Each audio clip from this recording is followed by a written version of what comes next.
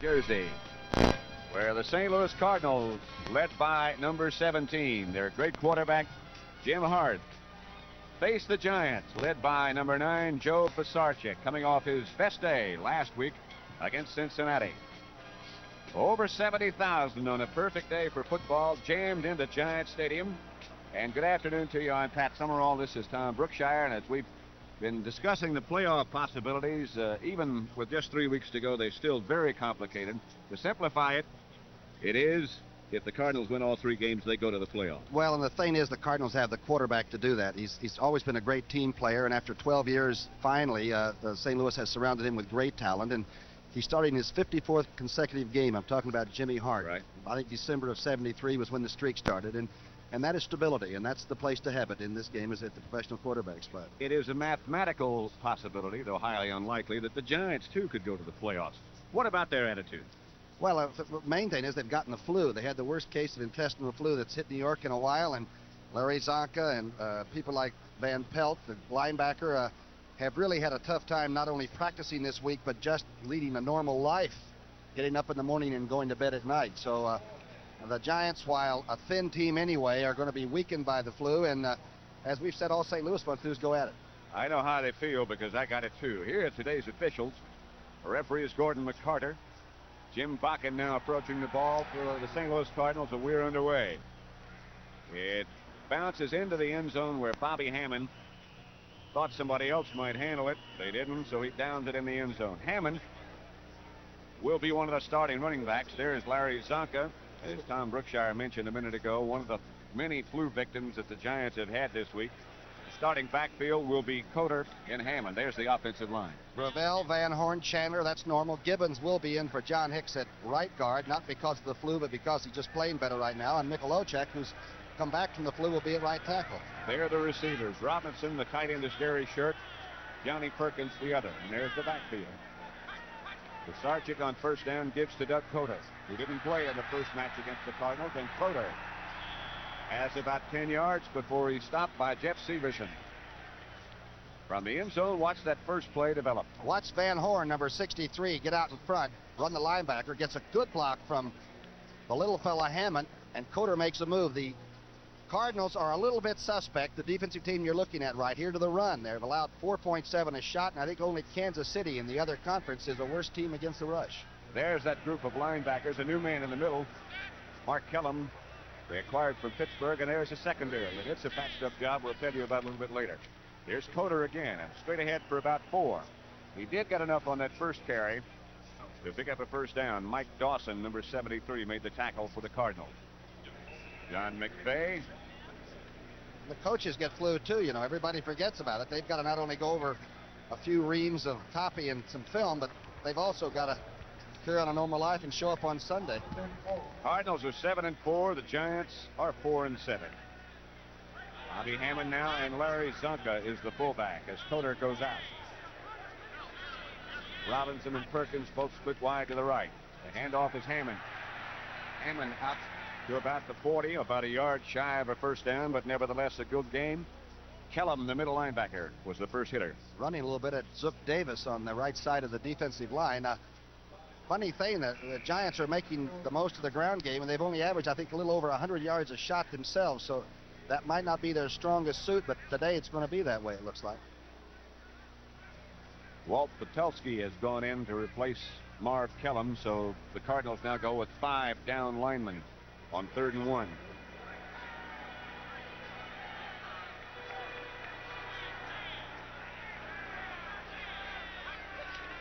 Handoff Zonka, who's got the first down and more. Larry Zonka out to about the 47 before Ken Reeves, the safety man, had to make the tackle. Sometimes the great athletes, when they're not supposed to feel worth a darn, have their best days. Look at this. This is inside just wedge blocking. Zonka's only carried the ball 85 times this year, no fumbles and no touchdowns. The latter stat may be the most important. Giants break the huddle in a hurry. Carl Chandler, the center. Zonka and Hammond behind him.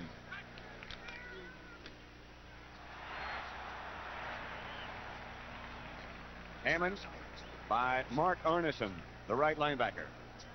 Good block by Chandler, number 61 now. Let's see how he gets over. He cuts off a stunning lineman there. Dawson got caught in the stunt. And Hammond is a small target. Looks like he just slipped in before Arneson nailed him. Remember now that the Cardinals have lost Perry Smith, Nelson the young cornerback, and Sensabaugh, their fine safety man, with injuries, so they are patched up. Second about 5, and the Giant play is out of sync, but no penalty is called. They still get good yardage out of it, right straight ahead. The offensive line didn't come off the ball when it was snapped. What happened? Maybe the officials had the flu during the week. It looked like somebody snapped a little bit early, and the rest of the team came about a count and a half later. Better keep that one in the repertoire. There's the snap. Everybody stayed. That's a legal play as long as they didn't move. The officials are clear-headed. There's the measurement to see if he got a first down on what looked like a broken play. Not quite.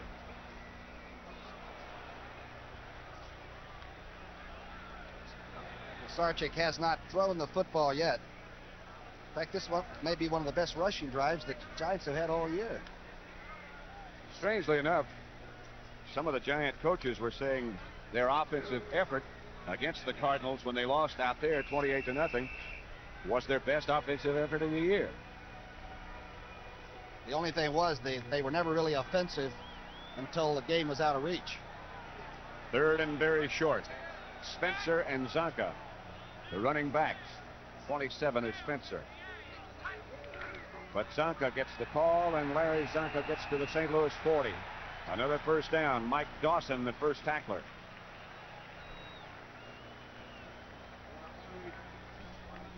Let's take a look at it now. You're behind the offense. This is very fundamental type football, and that's the kind of fullback you're looking at. The Cardinals have had some problems at linebacking spots now, where Kellum is now at the middle linebacking spot, and Carney is out. First down, Giants at the Cardinal 40. Here's Doug Coder trying to get to the outside and gets a couple before the Cardinals get him out of bounds, led by Tim Black, number 58, and Eric Williams, another linebacker, number 55. Great linebacker play by Kellum. Now watch number 59. He's stacked inside. He takes Van Horn and gets away from it. That's strictly arm strength. And now it's a chase.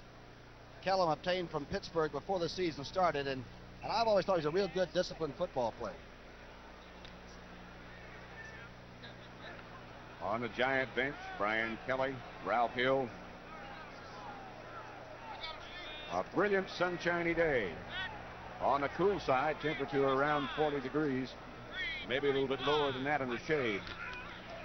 This is Bobby Hammond trying to get to the outside, and the Cardinals do a nice job of tying that up. Ken Reeves and Eric Williams. Sarchik, as Tom Brookshire mentioned a minute ago, has not thrown a pass. Now the situation dictates that he might.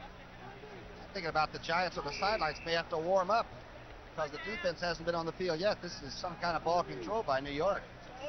We have 9 minutes and around 20 seconds left to play in the first quarter. Giants have had the ball the entire time so far since they received the kickoff. 3rd and 9. Big Joe Pisarcik, number 9.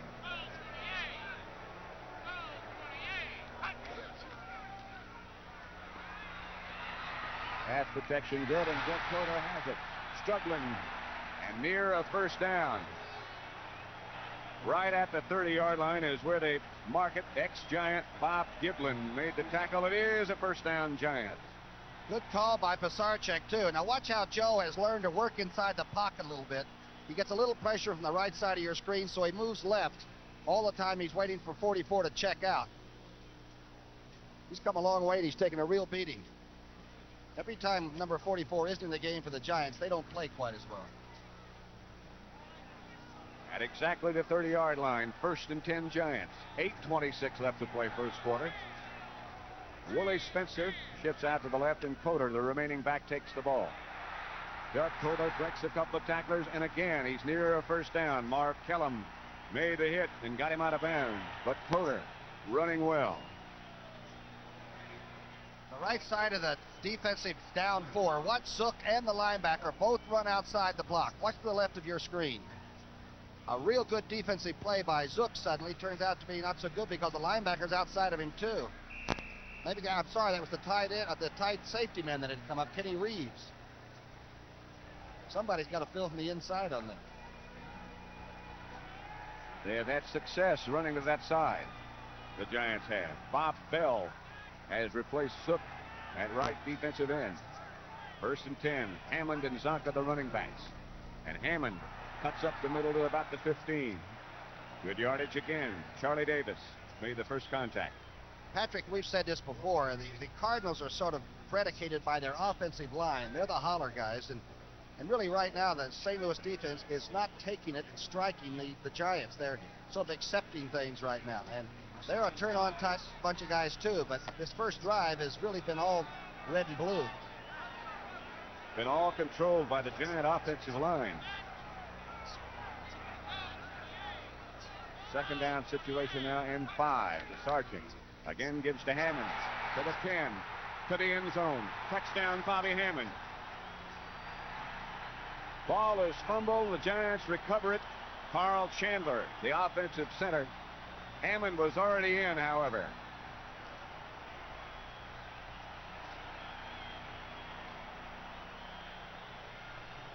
The 3rd touchdown of the year for a little guy that has taken his lumps this year. He should be used part-time, but because of injuries and all, and just lack of talent, Hammond has played a lot this year from scrimmage, running back kickoffs or punts.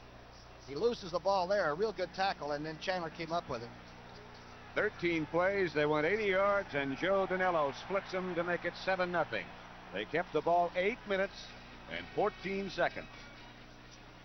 A flag is down, some discussion. I think it's against the Cardinals, and it'll be declined. That's the truth. Against St. Louis. So, the Giants break on top. They take a 7-0 lead over the Cardinals. Ford introduces the new Futura. A dramatic combination of styling and technology for 1978 and beyond. Futura. Its striking design is the result of computer modeling and extensive aerodynamic testing. Its excellent fuel economy results in part from the use of high-strength, low-alloy metals in Futura's construction. And Futura's ride is the result of a newly created advanced front suspension system. Futura. In a world where cars are looking more and more alike, it represents a change. A dramatic combination of styling and technology for 1978 and beyond. Realistically priced for today. See your Ford dealer for a personal test drive.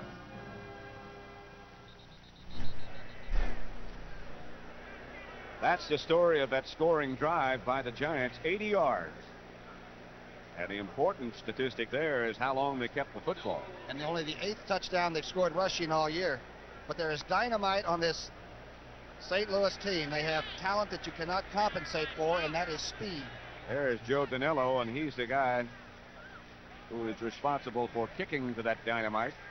Most of it inside jersey number 21. That'll be Terry Metcalf. Averages 25 yards a return. It's going to be Metcalf, I believe. Jerry Latin in front of him. At the goal line is Metcalf with a wedge in front. And there goes a flag down on a kickoff. Probably equipped as Andy Selfridge. Number 57 made the tackle. 22-yard return by Metcalf. But they're talking to the Giants, and they'll probably walk it off against the Cardinals. Holding.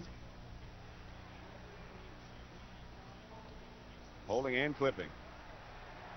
They did everything.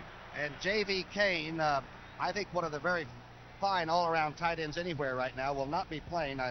He is dressed on the sideline in normal street clothes. He's got a bad shoulder. And Jackie Smith will be in there. And it would be a great time for a fellow that has been so much the game of football to have a great day. We'll watch him closely. Holding. Number 53 on the receivers was declined. The personal foul, clipping, number 56 accepted. First down. You think St. Louis plays a little rough? I like it. Let's do whatever we can.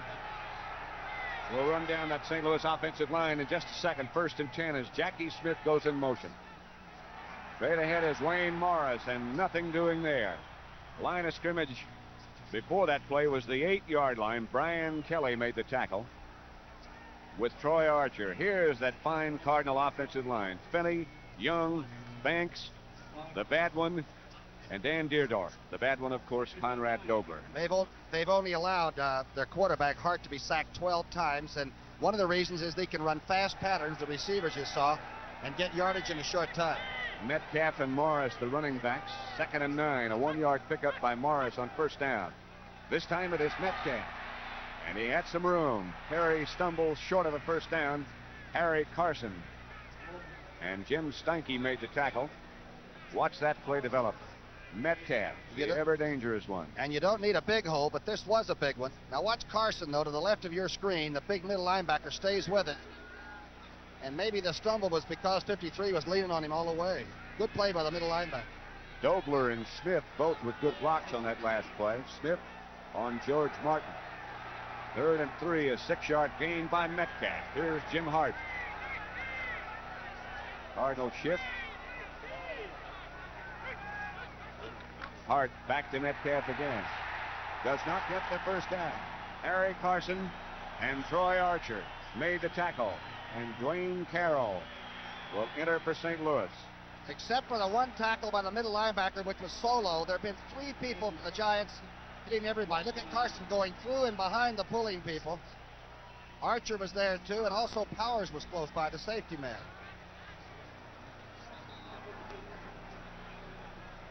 Deep men for the Giants. That's Bobby Hammond, number 33. And that's Dwayne Carroll, number 12. Robinson and Steinke back with Hammond. The ball takes a Cardinal bounce, almost goes over the head of Hammond, and he is swarmed on immediately at the 37-yard line. Good coverage by the Cardinals. Bob Giblin was the first man down. Cardinals are the best against the punt return in almost all of football, and they proved it, didn't they? Just over 4.5 minutes left in the first quarter.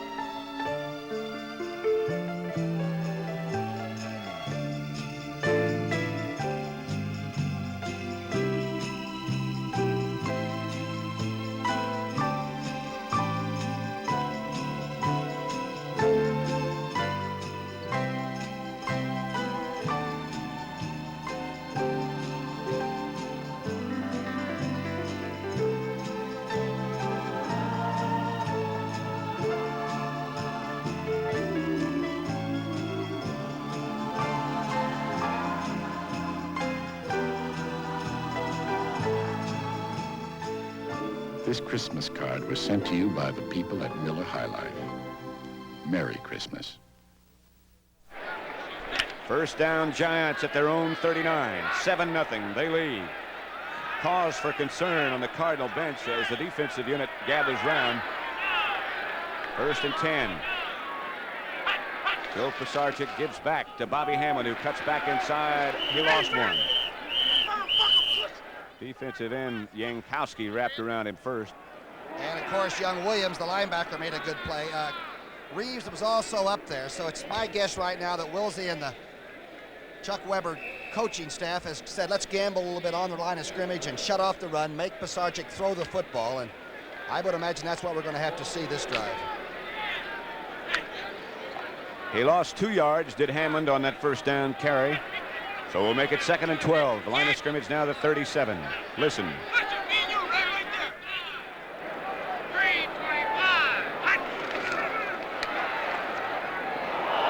Intended for Gary Shirk. Linebacker Eric Williams right with him. The tight end. Let's watch that play. All right, it's a short turnout by the tight end. The young linebacker, boy, he reads it perfectly. As soon as he feels Shirk bend away from him, he was in the perfect position. And now extra defensive backs, including ex-Eagle Bill Bradley, go into the secondary for the Cardinals. Bob Giblin is also there.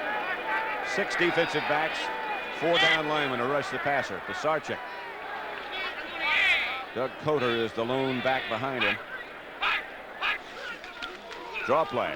Pisarcik to Coder. And Coder gets out past the original line of scrimmage, but not nearly enough for a first down. Carl Allen, number 27, made the tackle. And Dave Jennings comes in. Patrick, good move at the line of scrimmage. Outside rusher is Zook, a great outside rusher. Watch this. Zook has gone around behind it on the attempted pass, he thought. Pretty good call, but pretty good reaction by that secondary group, too. Roger Worley is number 22. There's Brad Van Pelt. No mustache. No beard. Maybe that's how he caught the flu, huh? Dave Jennings hangs one in the direction of Pat Tilley, who drops it at the 21, picks it up at the 23, and stumbles to the 26. Larry Watkins, the first man down. So the Cardinals regain possession. 2 minutes, 58 seconds left to play in the first quarter. The Giants, as a result of an 80-yard drive, lead by a touchdown. Radio Shack has a great space age gift for kids at a down-to-earth price. The original Space Patrol walkie-talkie. Just $14.95 a pair, and they really work. Crystal controlled and battery operated, just like Dad's portable CB. And they're built in Radio Shack's own electronics factory. So this Christmas, thrill your kids with the $14.95 a pair Space Patrol. Only at Radio Shack, a Tandy company. Hey, great looking treads, Kathy. Goodrich Radial TAs, Moosey. What are you doing? Checking the air pressure. My Goodrich dealer says it's a good idea. What for? Well, if you don't have the right air pressure, the tires won't last as long. Goodrich makes a great tire. Hey, come to the game, Kathy. I could get you a ride on the Goodrich blimp. Goodrich doesn't have a blimp, Moosey. Does that mean you won't come to the game? Tires you can trust. B.F. Goodrich. The other guys. Hi, I'm Reggie Jackson, and I'll be appearing with Ned Beatty and Olivia Cole on the return of the hit summer show, Shiznick. It's Shiznick, premiering Wednesday, December 7th, after Good Times. I don't know of a better football stadium in this country than Giant Stadium, and it's just about full today. Cardinal first down, line of scrimmage, their own 26. Jim Hart to throw. Outside it comes to Morris with blockers in front. Morris will have a first down and more, and Brad Van Pelt, who's supposed to be weakened from having the flu, jolts him out of bounds in good fashion. Number 10. Great play by Jimmy Hart, the quarterback, and this was not when he was just trying to hit a safety valve. It was a slip screen. Van Pelt is asking for help after that hit. Watch it. Watch Bob Young get out in front here now. Ball was not thrown perfectly, but who cares? Good blocking on the outside, and I like the way the St. Louis Cardinal offense attacks. Good tackle. Van Pelt had to leave the game. After that tackle, Andy Selfridge has taken his place. Here's Morris, wrapped up by Mendenhall. Immediately, Gregory is number 81, congratulating Mendy. He's had a great year. Super. And I noticed both guards and the center banks went back talking about it. He must have beaten somebody and then made the other fellow lose his assignment. Pisarcik on the sideline. That'll be an interesting matchup to watch throughout the afternoon. Mendenhall is playing in front of Dobler, of whom I'm sure you've heard. 2nd and 11. Like George Martin might have jumped. Metcalf breaks back to the inside. Terry Metcalf, a couple of jukes. Metcalf down inside the 40, almost to the Giant 35 before Bryant makes the tackle. The Giants, I believe, were offsides. Thought the left tackle or somewhere along there might have just moved a little bit. Like Martin might have jumped. Yes, it is against the Giants. Metcalf thought he should have scored on this. Of course, he's always thinking of going coast to coast. There's Martin making the move. Dobler gets out in front. Look at Deerdorf. Now from a different viewpoint, watch it unfold, and you'll see Metcalf get there in a hurry. Morris is a very fine blocker. Dobler blocked extremely well on the outside. Now Rhodes plays this well to the right of your screen. If the cornerback had gotten sucked to the inside, Metcalf would have made the sidelines. First down, Cardinals at the Giant 36. Jim Hart still the quarterback. Morris and Metcalf behind him. It's Metcalf again, and he skates to the outside, and again he's loose. Terry Metcalf finally just puts his head down and gets another first down. Powers and Steinke had to make the tackle. This telecast is presented by authority of the National Football League. It's intended for the private use of our audience. Any rebroadcast or other use of this telecast without the express written consent of the Giants and the National Football League is prohibited. Patrick Metcalf looks like he's on skates. You feel like he's on urethane wheels. But he's got 600 yards rushing, and I don't think anybody is more explosive with just an average play than number 21. He can turn nothing into something without much. A minute and 30 seconds left to play in the first quarter. Jackie Smith moves tight to the left. Metcalf, no, this is Morris, and he can run too. Maybe 4. Brian Kelly made the tackle. We saw Morris have 185 yards rushing, if my stats are correct, against Minnesota. He was hurt. He only had 1 rush on Thanksgiving Day against Miami. But I'll tell you, this young man is going to play a lot of football. Notice how he tied up that ball with both hands just before Kelly made contact. Second down. They gave him 3 yards. There's Terry Metcalf. Not too big, but awfully quick. Jackie Smith is number 81. Ike Harris is number 84. Straight ahead. Jack Gregory made the tackle on Wayne Morris.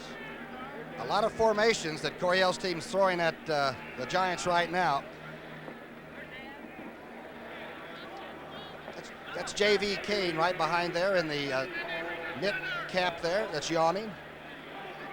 The CBS Sports Spectacular. The WBC World Welterweight Championship battle between Palomino, that's Carlos, and Jose Palacios. And the 1977 National Hot Rod Association World Championships and Professional Arm Wrestling Championships as well. Here's Metcalf on a 3rd down. And Metcalf has another Cardinal first down. He fumbles, but I think they said he was down. The Giants made the recovery. Bill Bryant made the recovery. Look at Dan Deerdorf, number 72 right there, playing with a broken jaw. And you should see the block that Deerdorf got at the corner. The fans have a right to boo that one. They thought they saw the ball live. A big ground play, though, by Metcalf. That's the end of the first quarter, with the Giants leading the Cardinals 7-0. You get to be the superstar in rent-a-car when you've got the kind of people who can get things ready, even before you get there. Hertz has more of them than anyone. People who know how to get their job done fast and who can put out that extra effort when things get busy. Go, Hertz, go! People who know the most important thing is getting each customer away fast into a reliable Ford or other fine car. Come to Hertz. The superstar in rent-a-car. You know it. Man, this is a great New York Life team. We play to win for our policy owners. Today we've got another opportunity. George here's got a wife, 2 kids, and a mother. He needs life insurance protection badly, and we've got to get it for him. We're going to block out money problems, protect them against financial disaster. Okay, let's go! Take the worry off his shoulders. Protect his family. You've made it, George. Financial security. Where the name of the game is life, there's New York Life. Patrick, here's that play. The people can be the judge, but it looks like Metcalf's right knee hits the ground before he fumbles the football. And the officials are excellent at doing this. Deerdorf's big block. Now watch it. You be the judge. We'll see if the right knee hits. It's close, but that's what football's all about. It is close. Just inside the 10, nevertheless. The Cardinals have it 1st and goal. Giants lead 7-0. Morris and Metcalf. And here comes Jackie Smith again. Moving to the right side now. Jim Hart has thrown only 1 pass. Here's Morris breaking down to the 5. Running hard is Wayne Morris. Neither one of these 2 setbacks for the Cardinals are very big. Morris about 2'4", but let's take a look at the up-front blocking by Deerdorf again. That's a Smith field goal for New England over Atlanta. And, of course, the Falcons can't afford to lose. Watch the right part of your screen now. Dober goes through. Look at Deerdorf. He's down 30 pounds from having to suck in all kinds of consomme soups and all, but he still probably weighs about 265. down 30 and still weighing in at 265. He had his jaw wired shut again today, wired more tightly. Hart on a broken play. Hart got back to the line of scrimmage. Somebody blew it. Metcalf looking over toward the bench like, hey, it's not my fault. I guarantee you one thing, Jim Hart's going to find out.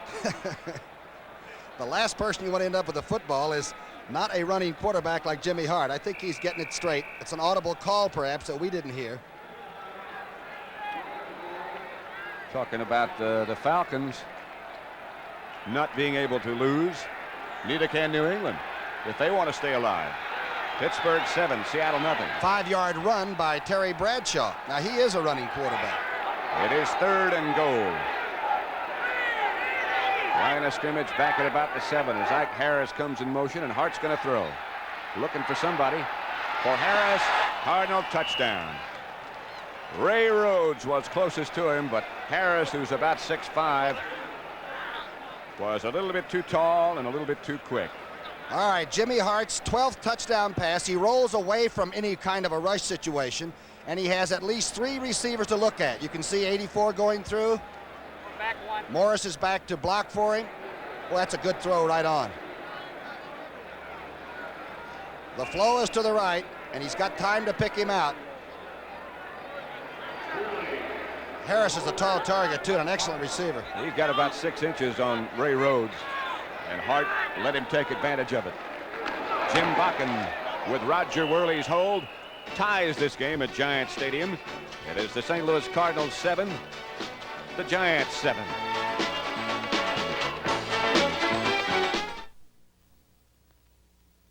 Here's to good friends. Tonight is kind of special. Where you been? Well, it wasn't easy getting tickets for this game. Hey, Bob. Eddie, I know exactly what I want. I want the biggest steak you got and a bottle of Lowenbrow. Steak and Lowenbrow. Dolan, you're a genius. When you want the taste of a truly great beer, tonight, let it be Lowenbrow. Here's to the chef.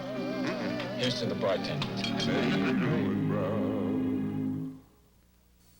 Spidell, who's gone 4/5 of the way around your wrist for decades, now goes all the way. Honey, this is the day. Today, I'm going all the way. I'm giving you one of those elegant new Spidell digital watches. What a provider.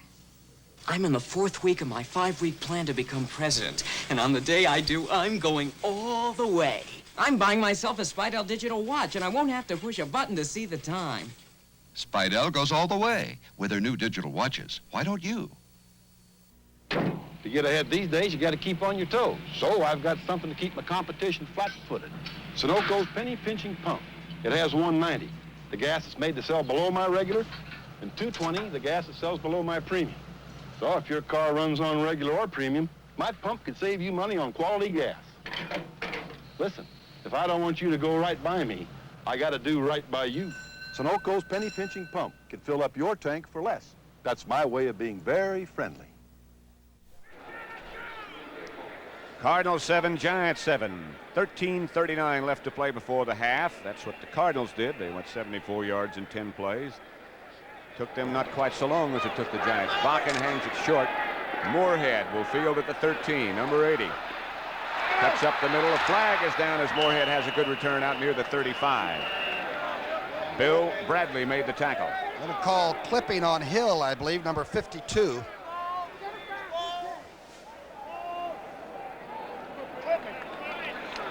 That looks like what the call is going to be. Referee Gordon McCarter will let us know in just a minute. Didn't have to tell you. Didn't have a chance, I should say, to tell you. The rest of the officials earlier. Paul Trapinski is the umpire. The head linesman is Jerry Seaman. Line judge Nathan Jones. Back judge Roy Douglas. And the field judge is Armin Terzian. And I would say the Giant offensive team has a monumental problem right now. They've got to keep that ball like they did the first drive in the first quarter. Personal foul, clipping, number 68 during the return. First down. I apologize to Center Hill. J.T. Turner was the man. On the Cardinal bench, the offensive team, Tom Banks. That's Hannafin, the coach. Dobler looking on. They had a little exchange last Thanksgiving Day. Dobler and the coach did. Here's Doug Coder again cutting back to the inside out near the 20-yard line. Ken Reeves had to come up and make the tackle, and those two safety men for the Cardinals have made a lot of tackles. John Zook got some help. But that's where they're going. Zook goes outside. Watch the bottom of your screen. 63 is an outside rusher, and Gravel just takes him there. It does open it up if Archer can't get back to the inside. Remember, the flu has hit this Giant team, and we're not making that as an apology or an alibi. But it's tough to get it together when you feel like you want to die. Larry Zonka and Willie Spencer, now the Giant running backs. 6-yard pickup. On that first down, it's 2nd and 4. Here's Spencer. Spencer might have a first down. Eric Williams, number 55, the linebacker, made the key hit that took Spencer down. Spencer's got about 100 yards rushing by way of the WFL and a couple of other clubs. I believe Minnesota had a look at him, but at that time he had the bad wheels for a while, didn't he? Ran pretty well on that one. Cardinal defense, we've talked about the Giant team being decimated by flu. Cardinals have had some real problems in that secondary. They're on their 3rd left cornerback. And young Nelson was playing extremely well for them when he broke his arm against Philadelphia a week ago. Or has that been 2 weeks ago? They've played quite often in the last few days, these Cardinals have. 3 games in 11 days they had. Don't forget Rhoda tonight here on CBS. We go into her past life, don't we? And home movies tonight. And they're always a treat when you're not featured. Especially when Rhoda's featured. Yeah. Has a first down for the Giants. Line of scrimmage, their own 23. Joe Pisarcik. Willie Spencer hit by John Zook in the backfield. I wonder if John has a headset and heard us. You want to see Zook take the inside. Watch this. One of the great pass rushers in the league in the last few years. He takes the inside. Might have had a stunt on with the tackle. I'm telling you, there was no chance to cut him off. He dehorned the bull that time, didn't he? Watch to the right of your screen. Dawson's working over that way along with Davis. That looked like a scene from Wild Kingdom. 2nd down, 10. Spencer just got back to the line of scrimmage. Pisarcik going to throw. Looking down the middle, he has Gary Shirk and missed him. Marv Kellum on the coverage. He was open. Well, I'm wondering why Shirk didn't go for the football. Me too. You can't throw it perfectly, especially a guy that's been sacked 31 times. Here's Joe going to ask him about it.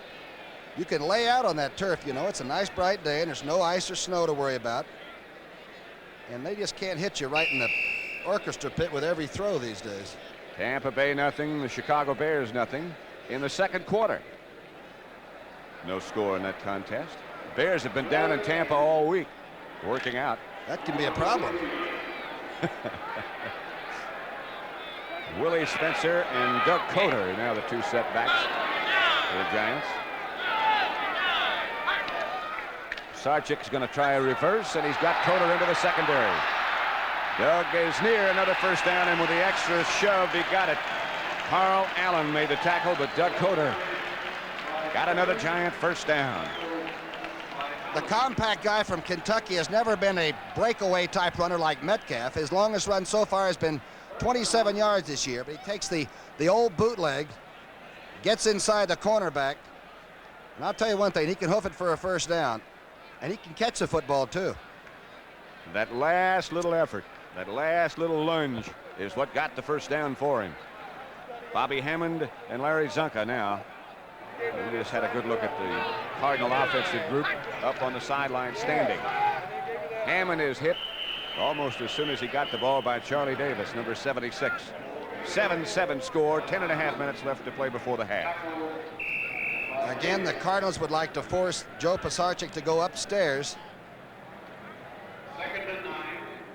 Redskins, Bills, 0-0, 2nd quarter.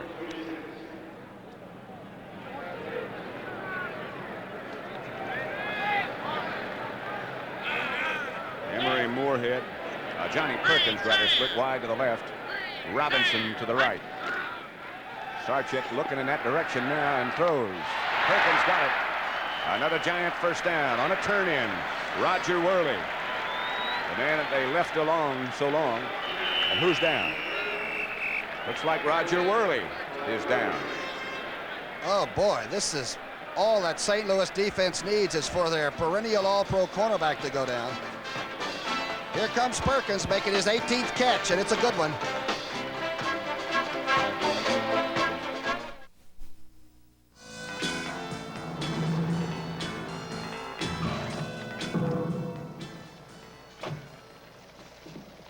Sir, it's about time you're here. Another late night, I presume? Well, let's get started. The first thing we have for your assignment is this micro-cassette tape recorder. Genius. Did you design this, sir? Well, no, actually. It's a Sony. Next is this radio with 32 worldwide bands can tune in just about any place. Extraordinary. Who gets the credit for this one? This is a Sony, too. You'll also need this ultra-compact portable video camera, and we're going to mount this 5-inch color TV in your car, along with this Betamax deck for playback. Remarkable. Are they, Yes, they're Sony also. Excuse me, sir, but did you just walk into a store and buy these? Well, yes. Well, keep up the good work, sir. If it's a little extraordinary, chances are it's a Sony. He goes to safety. Roger Worley walked off under his own power. Here he is making the tackle on Perkins. Looks like some of his own pursuit may have hit him in the back and knocked the breath out, but he shall return. 22's all right. There he is on the sideline, Roger Worley. His place has been taken by Bill Bradley, but Bradley goes to safety, and Jeff Severson moves to the corner. Throwing deep and overthrowing Johnny Perkins. And back with him was the guy who just took Worley's place on the corner, Jeff Severson. Perkins tries an old jog and go. Now watch him go down and then sort of hold up a minute and then go on him. But Severson is a darn good competitor. Gets his one chug in, and there's no pattern. But it's different on the corner from in the middle at safety man where he is used to it. Houston 7, Denver nothing. You just can't hide on the corner. There's nowhere to go. Roger Worley now is back in the game, and Bradley is out. Here's Pisarcik now on 2nd down and 10 yards to go. The Cardinals fake a blitz, and now they do blitz. Pisarcik throws behind Robinson. Like Robinson was trying to block, and there's a flag down. Something happened among the linebacker action there, and I'm wondering if maybe the tight end really wasn't the receiver and didn't run the pattern over there. Illegal receiver downfield. I believe he said number 79. There's Mike Gibbons, the guy who's taken the place of John Hicks. So cost a down, of course. Ken Reeves, number 36, in the white uniform, talking with Gordon McCarter. And there's the walk-off.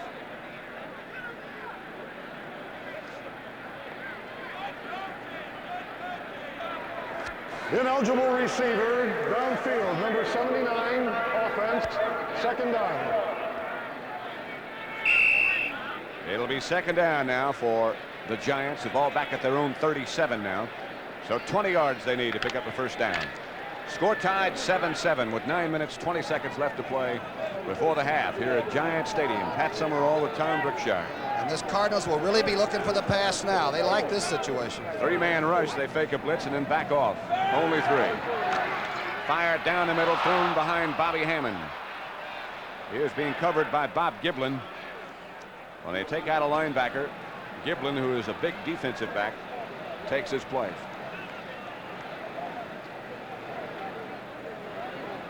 Pisarcik is now 2 of 7 for 21 yards. Look at this group. As we've said before, the Cardinal offensive line would be a great crew for a pirate ship. I like their style. They're big men, they're tough men, and they play it on the line of scrimmage the only way I know if you can play it. Bob Young, of course, is in the world's strongest men competition, which has been running on Sports Spectacular on CBS for the last few weeks. Pisarcik, pressured by Zook, spins away from it. Now he's going to run. Slips down at the 41, far short of a 1st down. And the Giants will have to punt. It's the 20th time that Pisarcik has run the football so far this year, but he's been sacked 31 times, so perhaps it gives the punter a better chance to crank it up, and Jennings is a darn good kicker. fine punter. Seattle got a field goal from John Leipold. He's still kicking field goals, and it was a 20-yarder today. So that game is 7-3. Bill Bradley back for the Cardinals. End over ender. It's going to bounce away from Bradley. You heard Bill say, don't touch it. Get away from it. Giants down it. I don't know what happened to number 50. That's Allerman. Kurt number Allerman. 50, huh? He came barreling into the two Giants over the top. He is upset about something. 7-7 the score with 8:25 left before the half.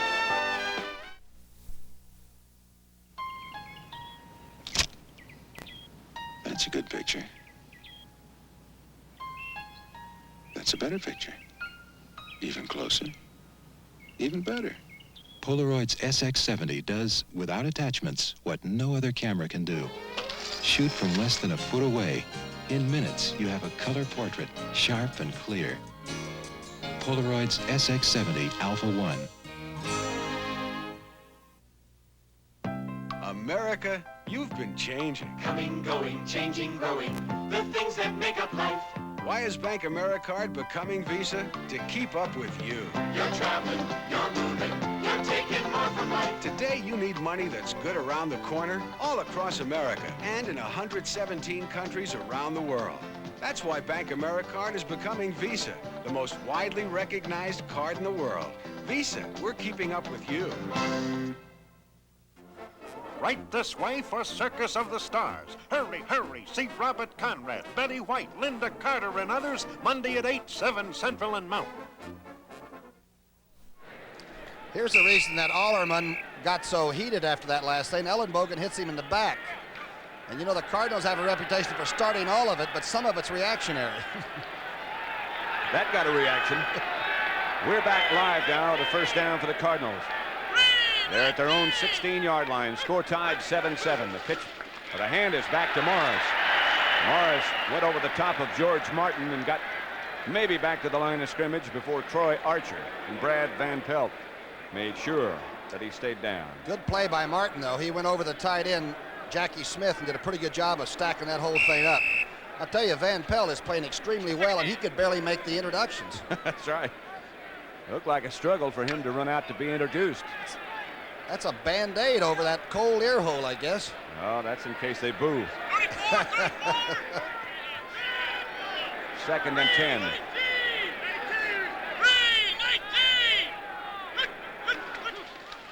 Metcalf swings to the left. Jack Gregory around the neck. John Mendenhall underneath. Best way to tackle number 21 was just the way Gregory did it. Roughly and about the shoulders where you might get the ball out.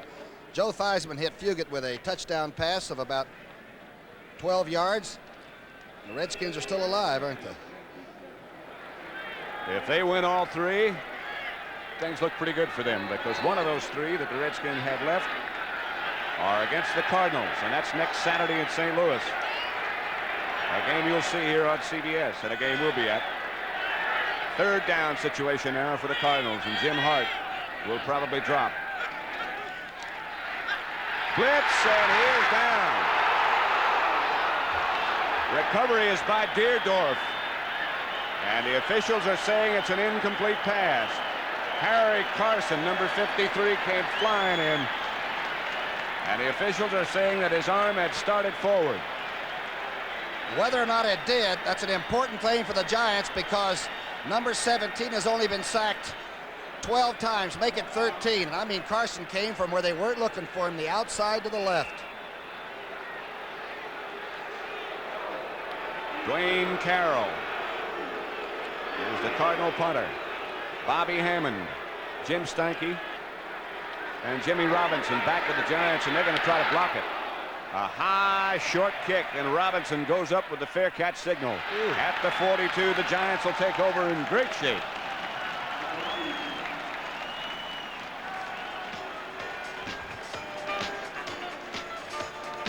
.6:45 left before the half. The score still tied 7-all.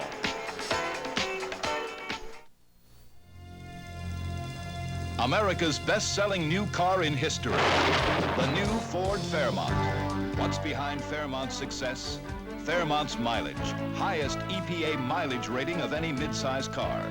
Fairmont's roominess, more room for the money than any other car. Fairmont's price, lowest sticker price of any midsize car. Test drive America's best-selling new car ever at your Ford dealer, where the better ideas keep coming. Panasonic invites you to take a picture of a voice with a Panasonic cassette tape recorder. Things was a lot different than it is now. All with built-in mics. Some with built-in radios. There are pocket models. Should last another 50 years. And even some that record in stereo. Say something. Come on, speak something. So take a picture of a voice with Panasonic. Say something, bark. Giants have the football. The line of scrimmage is the Cardinal 42. It's 1st and 10 for them. Good play to throw a pass on, but I wonder if Joe Pisarcik will do it. I doubt it. Spencer and Zonka, the running backs. And it's Willie Spencer. Slung down by Roger Worley, but Spencer got about 7 good ones. He's a moose. I like the call that Joe made on 1st down. Everybody pulls. Spencer, by the way, is hitting the hole extremely well. He's hitting it flat, clean open, too, and Worley just bulldogged him down. New England, Atlanta score. The Patriots 6-0 over the Falcons. And 2 field goals by Smith. 2nd down 4, a 6-yard pickup on 1st by Willie Spencer. And he'll get a carry again. Same play. Good yardage again. Roger Worley again had to make the tackle underneath that pile. And the right side of the Cardinal defense. There's Spencer holding his knee. We said earlier that Willie's had some problems with it. Boy, he is holding it right beneath the patella, where if you've had a knee surgery job or an injury before, it can reoccur very quickly. Very tender spots, especially on artificial surface. And it gets firm when it's a little bit cool. Let's watch it. Good block, by the way, on the right defensive tackle, and there it is. That knee went right down on the 0. And Gibbons got a good block on John Zook to help break that play, too. 1st down yardage by Willie Spencer. But right now he's in agony with his right knee. He had knee problems before. He used to have that 4.6 speed, too. That was the big thing for a guy that weighed 230 some odd pounds when he was in shape. Number 27, Willie Spencer, the injured player. Now they help him up. The Giants have left the Cardinals the rest of the day, the Eagles, and then they finish against Walter Payton and the Chicago Bears here. Cardinal schedule the rest of this one. The Redskins the next week, and then Tampa the last week. Willie Spencer being helped off. That's good. He's putting some weight on that leg, too. It's going to be all right. Elliott Gould and O.J. Simpson will host an hour of entertainment on the 1977 Heisman Trophy Award special. And among the many stars appearing will be Phyllis George, Reggie Jackson, Connie Stevens, Leslie Uggams for the presentation of college football's highest honor. That's Thursday here on CBS. December the 8th. Bobby Hammond and Larry Zonka now the running backs, and I suppose it'll be Earl Campbell that'll be getting that award on Thursday night. Pisarcik gives to Hammond, and Hammond can find no room. Mark Arneson is number 57. Charlie Davis, the other tackler for the Cardinals. A couple of times during the year when we did New York Giant games, I thought Joe Pisarcik really cut it loose and threw it. Today he looks like he's a little tentative. Yep. He looks like he's waiting for deliberate moves and open receivers instead of throwing it to where they're going to be, and he may have to prove that point right now. He's got his pass receiving set of backs in there now with him. Coder and Hammond. You saw the Denver-Houston score. The pitch back to Doug Coder, and he's got good blocking out in front again.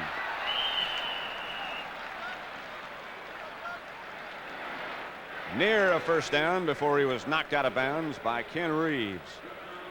I'll tell you, Gordon Gravel is doing a heck of a job getting out in front on that side. And John Zook and company are having trouble over there. The safety man's becoming more involved on every time they go. There's the onside block by Chandler, which was good. Gravel's out in front on Reeves, the safety man, and almost was there in time. That's where they've been doing most of the work, is to the Giants' left. Gordon Gravel, the offensive tackle on that side.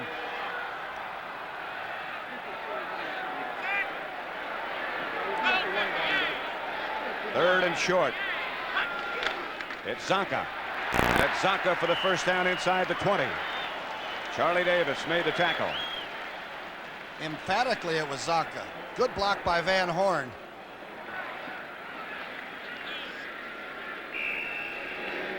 It'll be a first down at the 19-yard line of the Cardinals.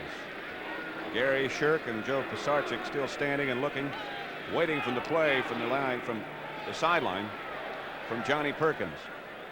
Larry Watkins came in the game, number 36. Oh, I'm sorry, number 86 came in the game.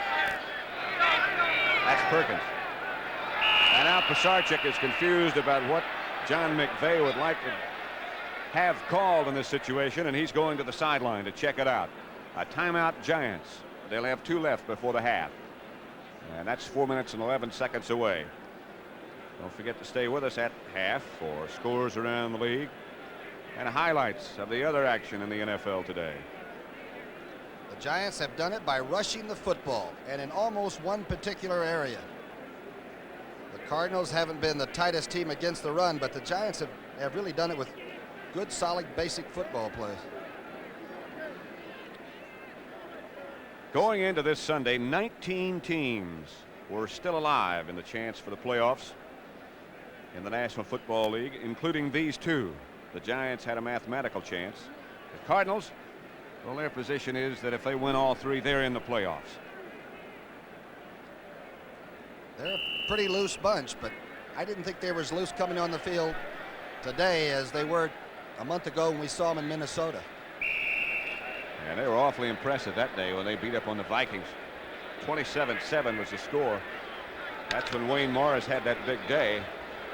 They don't look nearly as sharp on defense as they did then. Of course, there have been a lot of injuries. Still got to play, however. 7-7 score here as Pisarcik now calls, fakes to Hammond, throws to the sideline, knocked down by Allen. Carl Allen, number 27, the cornerback. Pass intended for Jimmy Robinson.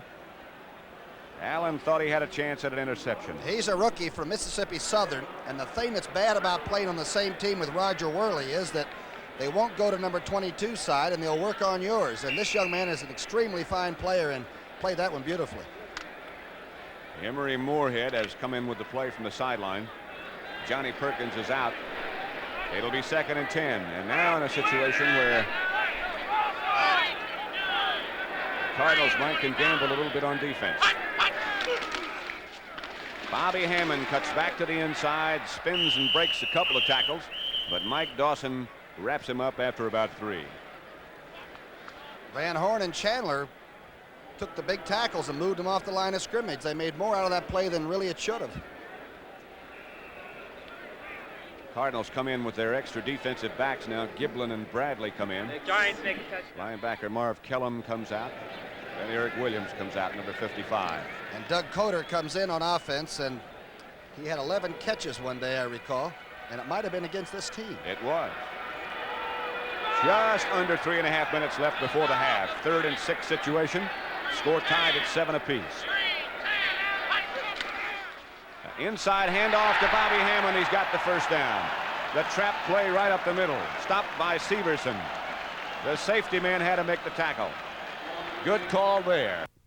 Through the hole and had nobody to block. He finally ran into Giblin, one of the defensive backs. There's a wide open hole and a fine call. It's 1st and goal at the 7 for the Giants. Score tied 7-7. Doug Coder stays on his feet. They blew the whistle at the 6. Jeff Severson and Eric Williams had to make the tackle. Did Coder ever go all the way down? He got bounced around in there, and again, the officials are trying to keep injuries from happening to backs that will not quit on it, but in this case they might have cost him. Patulski's in there now at right defensive end, perhaps better against the run than John Zook is. That side's taking a beating over there. In fact, they've got them both in there to play against the run. They've got 5 down linemen. Patulski and Zook both playing now. A timeout, I believe, is going to be called by the Giants. This is the 2-minute warning, not a charged timeout. This is combat in the field and in your home. New Telstar Combat, the video tank game with 2-fisted controls found in real tanks, so you can maneuver all over the battlefield, dodge mines, one mistake and regroup, aim, fire. The score mounts, the battle quickens, turn, fire. Telstar Combat gives you 4 different battle games. So hit your TV to a Telstar. Telstar Combat by Coleco. Energy for a stronger America. Last year, Exxon launched the world's tallest offshore oil platform. Today, off California's coast, it's opening America's really deep waters as a source of energy for the first time. From its deck over 900 feet above the ocean floor, drilling crews have begun work. And soon, 28 wells here will be producing oil and gas where none could be produced before. A new source of energy for a strong America. 2 minutes to go before the half. 7-7. Giants have it 2nd and goal at the St. Louis 6. Bobby Hammond, one of the running backs. Larry Zonka, the other.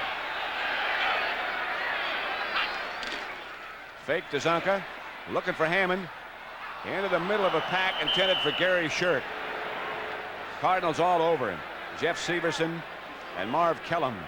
And so it'll be 3rd down. Kellum really makes a good play, the middle linebacker. Joe Pisarcik might have been better off not to throw that ball. There was nobody open. The Cardinals were really programmed for it. The play pass fooled no one. The Giants have had the ball 15.5 minutes of this first half. The Cardinals just 8 minutes and 10 seconds. They've had it twice as much, the blue team has. Score is tied 7-7. Sarchek to Hammond. Hammond cuts back inside. Down to about the 2, maybe the 3, and we'll see Danilo now. John Zook chased the play down with Marv Kellum. From the end zone, there was a pretty good hole, you can see. Watch 63. If Doug Van Horn had the football, he would have scored. That's a cliche, and of course, he did a good job on it. But actually, they got down close enough now where Danilo can take a shot. This doesn't bother kickers under pressurized situations like this, does it, Patrick? Not if it's before the half. And not if he makes it, right? If it's at the end of the game, it might. Danilo hits it. Larry Mallory was the holder. It is 10-7. Giants over the Cardinals. And we have 1 minute and 15 seconds left to play before the half, and the Giants, after Joe Danilo hit that field goal, take the lead 10-7. He's 10 of 17, though, Patrick. He has been pretty steady kicking the football. Got a very strong leg. The Cardinals will send that dangerous group back to receive this next kickoff. Danilo went over for a word with John McVay, and I imagine that John said, do not kick it to number 21. He'll kick something shabby on the ground that'll probably roll to about the 10 or 15 yard line, away from number 21. Danilo relaying those instructions to the rest of the kickoff coverage team as to what McVay wishes, and now tees it up at the 35. Danilo, you know, lives on the West Coast and works out in the surf and all. All you kickers have the good life. The best on any football team is the life of the kicker, unless he needs one that he has to make. That's right. Oh, a line drive kick. Morris sees it soar over his head and out of the corner of the end zone. Jerry Latin was back there also, number 32. At halftime, Brent Phillips and Irv scores and highlights from around the league. And there'll be some highlights from this game as well. 10-7 the score.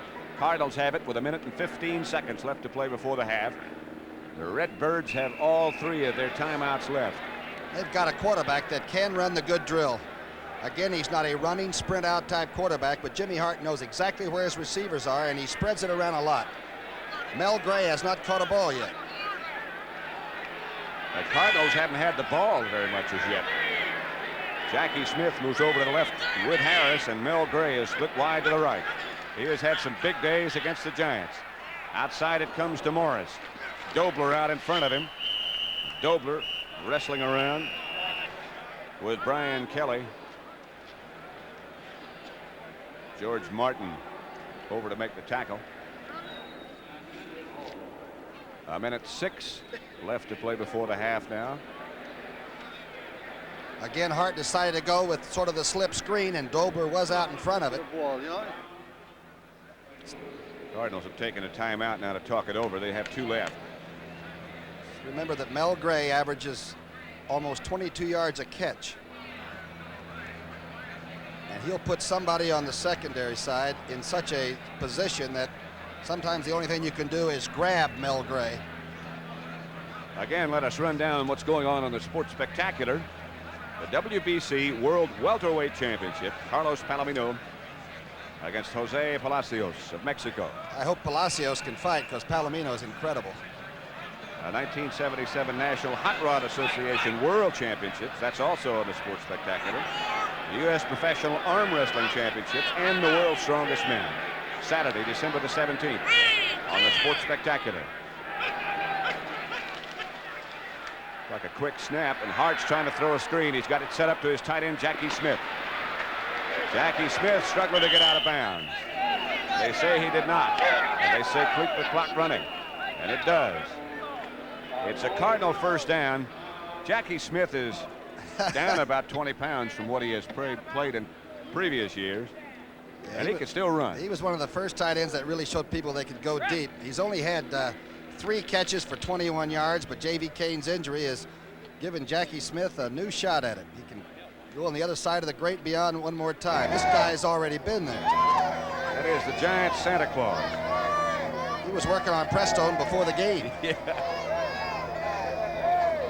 They would like you to bring us 4 good offensive linemen, 2 good defensive backs.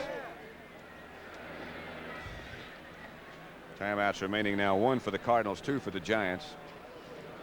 Score is Giants 10, St. Louis 7. 53 seconds left before the half. The Giant defense is doing the job of covering up Mel Gray completely so that it's out of the thinking of the offense. And that might be the best way to play him. Just keep him off the board as much as you can. He's number 85, headed to the left side now. Up at the top of your picture, behind the time remaining, is Mel Gray, the dangerous one. Now he backs off the line of scrimmage. Not very big, is it? 53 seconds hit him. Hart, Wayne Morris, Carson chasing him. Morris fumbles. I believe Deerdorf again pounced on the football. Number 72. Boy, if that doesn't tell you something about the offensive line for the Cardinals, because Dobler got the first shot at the recovery and Deerdorf made it, and they are right guard and right tackle. They're going to hurry with this play, so we'll hurry too. Everybody covered deep. I'm telling you, the Giants were 15 yards downfield. Here's Morris. Look at the good play. We're back to live. Come back live, and Hart just throws it out of bounds and stops the clock with 25 seconds left to play before the half. Crowd boos.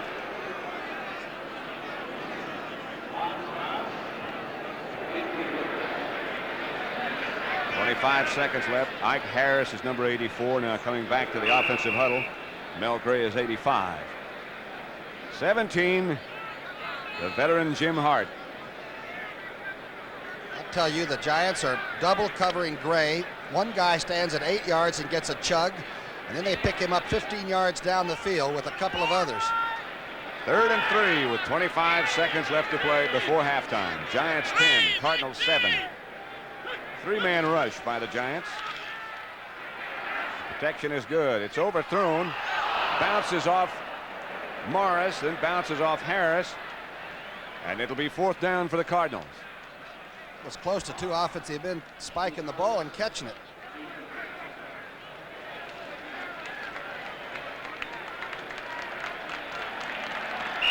Offensive unit comes out, and Dwayne Carroll and the punting unit for the Cardinals come in on 4th and 3. Bobby Hammond goes back deep, the deepest man for the Giants. He's back there with Robinson and Steinke. Dwayne Carroll, the punter. Good kick. It'll be Hammond at the 23, looking for someplace to go. Not going to find it. And now he does. Flag is down as again a clip is going to be called. Steve Jones made the tackle. Boy, I'll tell you, I saw the clip about to happen, and both the blocker and the receiver of that knew it. And I thought the blocker pulled up and didn't make that much contact. Again, if it's a rule, it's a rule, and we're not trying to override the officials. But boy, I'll tell you, this is a tough call. Seems like in every ball game we do, doggone near every kick return has got a clip called.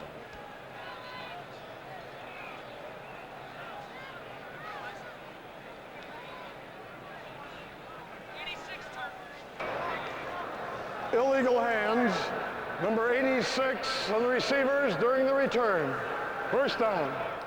It was not clipping called, and he might have illegally used his hands to keep from clipping somebody from behind. That's a good call. Maybe he did pull up short of a clip. Obviously, they think so. But in doing so, he used his hands. Clock shows 4 seconds left before the half. Sarchik just kneels. The Giants lead it by 3, 10-7. And that's the way the first half will end at Giant Stadium in East Rutherford, New Jersey.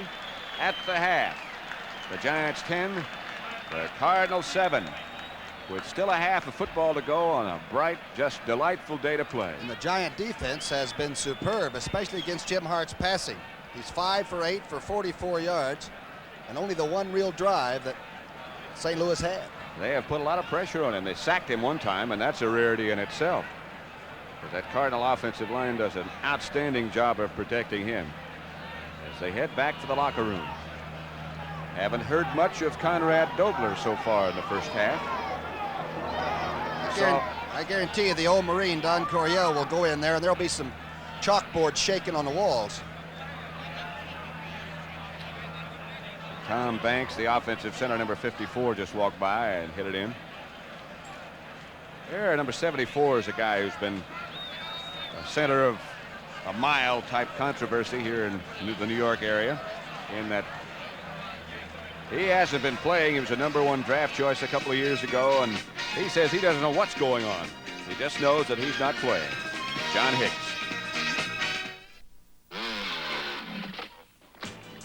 I dare you to knock this off. I dare you to compare anybody's batteries, anybody's, with alkaline power cells, and try to beat them for long life. You know what? You can't. When you want long-lasting energy, you can't buy a longer-lasting all-purpose power system than gold, red, and black alkaline power cells from Everready. The power cell that dares to compare. Come on. I dare you. Will the insurance fix our chimney? Sure, after we plow through the paperwork. It's different with Allstate.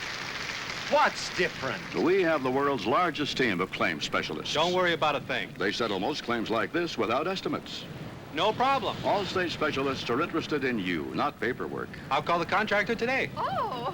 That was easy. When it takes being different to be better, Allstate will do it. That's a promise from us, the Good Hands people.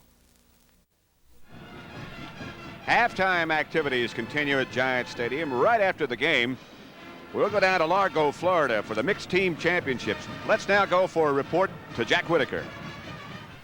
The story all week here at this mixed team championship has been the team of Hollis Stacy and Jerry Pate, who began in the first round on Thursday in wind and rain with an incredible 61, 11 under par, and threatened to run away with the tournament. They almost did, except that a team of Curtis Strange and Nancy Lopez set out after them. But every time it looked as if they were going to catch them, Jerry Pate and Hollis Stacy would find some of the magic. It happened yesterday twice. You might remember here at 18 yesterday, when it looked like the team of Hollis Stacy and Jerry Pate might lose another stroke, here came the magic again, as provided by Hollis. And that beautiful putt gave them a 3-stroke lead going into the 4th round. But things have changed here today. For a moment, indeed, Lopez and Strange did catch Pate and Stacy. But as you see now, they have a 1-stroke lead. Then Strange and Lopez, and look who has moved into 3rd place. Arnold and Sandra Palmer, 12 under. They are 4 under today. Then the defending champions, Joanne Washam and Chi-Chi Rodriguez, along with Tom Pertzer and Sandra Post and Wally Armstrong and Beth Stone at 11 under. We're going to have some competition here, so enjoy your football game and then come back and get a little Florida sun and the final moments of this very exciting mixed team championship.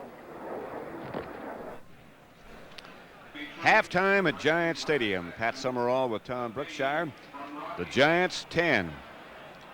St. Louis Cardinals 7. Cardinal touchdown by Ike Harris. The Giants by Bobby Hammond. And a field goal by Joe Danello. That makes it like it is at the half. The best-selling American-made small car versus Japan's best-sellers. Hello, I'm Jackie Stewart at Indianapolis, where the best-selling Japanese cars competed head-to-head against the best-selling small car made in America, Ford Pinto. In 2 driving tests certified by the United States Auto Club, which car performed best? Let's find out. In the truck passing test, a 78 Ford Pinto moved out and passed, quicker than a Datsun B210. Passed quicker than Toyota Corolla. Passed quicker than Honda Civic.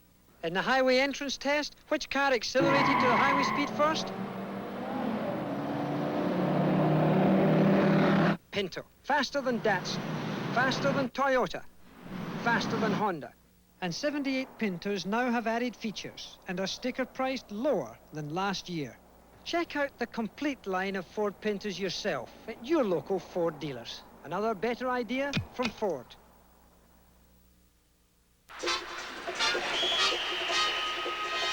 When you win games in the last minute, like the St. Louis Cardinals, you gotta have heart. That's why we're called the Cardiac Cards. Hello, I'm Dan Deerdorf, and I'd like to show you where I live and work. This fantastic gateway arch stands for the settlers and trappers who came through here on their way to explore America. Some of them stayed and passed on their pioneer spirit. That's why the arch stands for a new St. Louis, too. For our new stadium and a rebuilt downtown. For new riverboats on the Mississippi, new parks and fountains, and people enjoying their town. These people are United Way volunteers.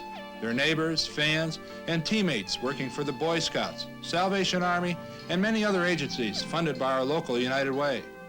They're proud of the Cardinals, our city, and our United Way. I guess you could say they have the spirit of St. Louis. For all of them, we'd like to say, thanks to you. It works for all of us, the United Way. Preceding announcement was brought to you as a public service by the National Football League. Halftime at Giants Stadium. Again, I'm Pat Summerall. This is Tom Brookshire. And for the Giants, it's been ball control throughout the first half. Well, on that Monday night game when they were shut out 28-0 by St. Louis, Pisarcik was sacked 6 times, and the Giants have actually done it and maintained the ball control with their rushing game, something the St. Louis team is not particularly noted defending against, but the Giants have 138 yards rushing in the first half, and because of that, they've held that St. Louis offense to 21 offensive plays, and perhaps that's the only way you can keep Jim Hart's team from putting a lot of points on the boards to keep the darn football from. I think you would agree with me, since we both did play at one time, believe it or not, that if you beat a team 28-0, as the Cardinals did the Giants the first time around, you can't help but take them just a little bit lightly, and also the Cardinals might be looking ahead to next Saturday in their big battle against the Redskins. Well, they've made a big mistake, and I think that McVay's coaching staff has prepared the Giants for this game better than any time that I've done one of the football games for the New York Giants. Their defense has played extremely well on 3rd and long situations, on good passing situations for Jim Hart. They played the screen pretty well. Harry Carson has been all over the field from the middle linebacking spot, and I think it's the Giant defense that sort of set the tone after the offense got that ball and kept it so long in the first period. They've run something like 38 plays, the Giants have. The Cardinals have run just 21. You talk about the secondary of the Cardinals being decimated by injury, and that is true. As we mentioned during the broadcast, they're on their 3rd cornerback. But those things happen, and contending teams, good teams, rise above injuries and sickness and flu or whatever the case might be. And that's what St. Louis will do, and I'm not, voice of doom for New York football fans, but the Cardinals in the fourth period are the most explosive football team in football, in my opinion. And the Giants notably are very unproductive offensively in the fourth quarter. So if people want to stick around and see what happens, the Cardinals can put a lot of points on in a hurry.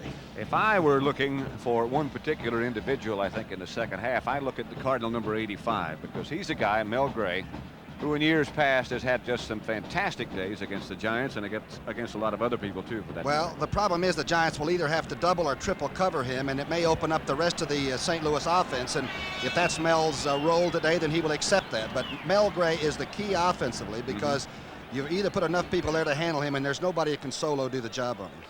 I get the reaction from the crowd that perhaps the Giants have returned to the field, and as we turn around and look at what's going on, that's right.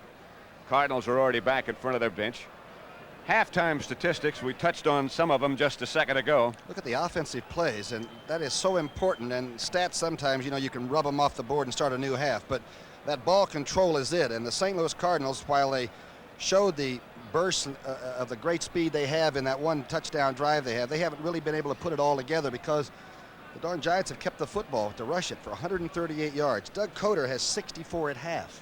That time of possession down at the bottom is just, well, that's incredible. And the fact that Pisarcik has only had to throw it 8 times and settle for 2 completions.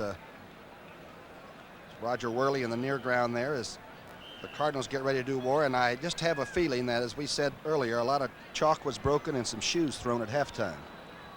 It's an emotional game, you know, Patrick. It should be. It has to be. It can't be played any other way. Especially if you have to win all 3 to make sure you get into the playoffs. And that's got to be some kind of a giant turkey at holiday time. If you don't make it, I mean, and you have a chance to. If they don't win this one, the Cardinals, I mean, or the Giants, I mean, next week becomes very academic. Switch tomorrow at 10 p.m. Eastern Standard Time here on CBS, 9 Central and Mountain Time. And switch goes to Monday night, by the way, which is probably what we should note. So don't forget, they're switch and switch. So Monday night, starting tomorrow at 10. Pete and Mac. Don't let them switch on you. Mr. Dynamite, Terry Metcalf. He may go over 2,000 yards total yardage again this season. He's not far off. Joe Danilo. And it'll be Metcalf at the 5. The Cardinals are down by 3 as Metcalf hurdles over a couple and finally gets knocked down by Dan Lloyd.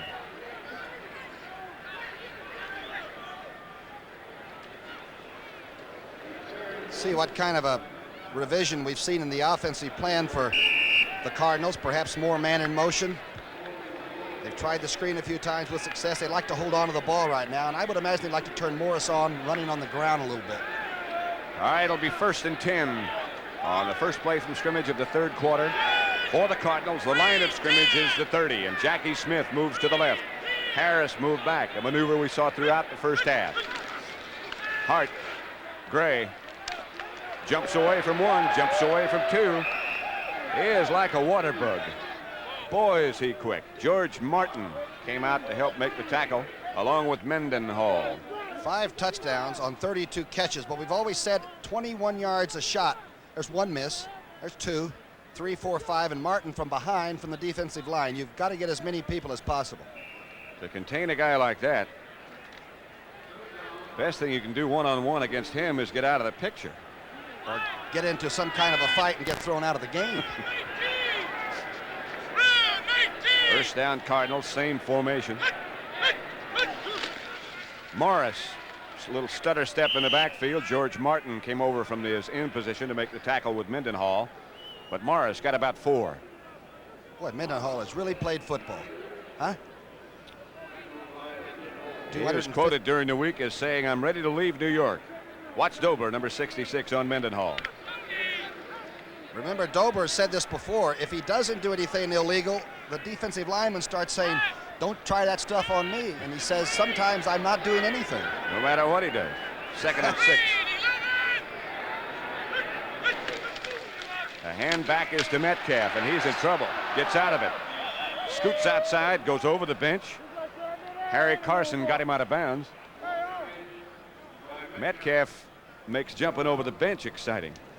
Cincinnati 7, Kansas City 7.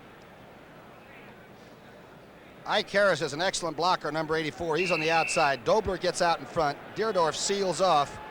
And what looks like a 4-yard loss by Martin, as Pat says, turns into an exciting run for the sidelines. Oh, he's quick. He was one of those great number 3 draft choices that a team makes occasionally, huh? A lot of people, even on the Cardinals staff, didn't want to draft him. 3rd down, and Hart drops again. Picked off. This is Bill Bryant, and Bryant's going to score.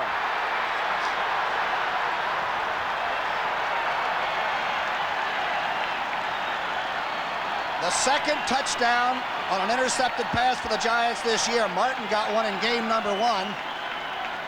This is the 3rd interception for Bryant, who has really had his problems this year. And as we've said before, when you're a cornerback and you're not paranoid, you're some kind of a different kind of person, because everybody sees it. Here it is, Jim Hart. Watch across the top now. Hart doesn't want to throw it, but he decides to second load it. Instead of Morris getting it, Bryant gets it.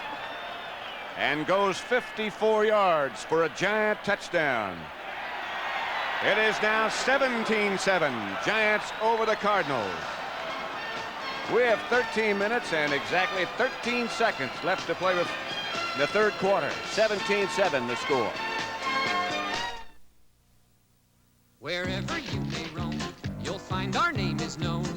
You can trust a Delco. Thanks, Delco. Delco Freedom Battery. When things are getting thick and you want to start real quick, you can trust a Delco. Thanks, Delco. Delco Freedom Battery. They've got the stuff when the starting's tough. You can trust a Delco. Thanks, Delco. Delco Freedom Battery. Delco Freedom. Thanks, Delco. Now, let me tell you something. I've eaten the dust of many a rodeo, and I build up some kind of a thirst. That's why I drink light beer from Miller. It has 1/3 less calories than a regular beer, and it tastes real good. Light says giddy up to all that flavor, and woe to being filled up. And that ain't no book. What? Light beer from Miller. Everything you always wanted in a beer, and less. Joe Danello set to kick off. Terry Metcalf in the middle, flanked by Wayne Morris and Jerry Latin. That was Hart's 14th interception, and a very uncharacteristic one for him. Another strong kickoff by Danello, and Metcalf does not come out with it. Keep in mind that he is kicking off from the 35, and that ball went a good 6 yards deep into the end zone. The Fiesta Bowl features Penn State with their record of 10-1 against Arizona State, their record of 9-2. Each team may throw it about 50 times. They're both throwing wide open offensive ball clubs. That's on Christmas Day here on CBS at the 20. The Cardinals have it. Their offensive unit breaks. The Giants listening to this crowd at Giant Stadium and a chant of defense.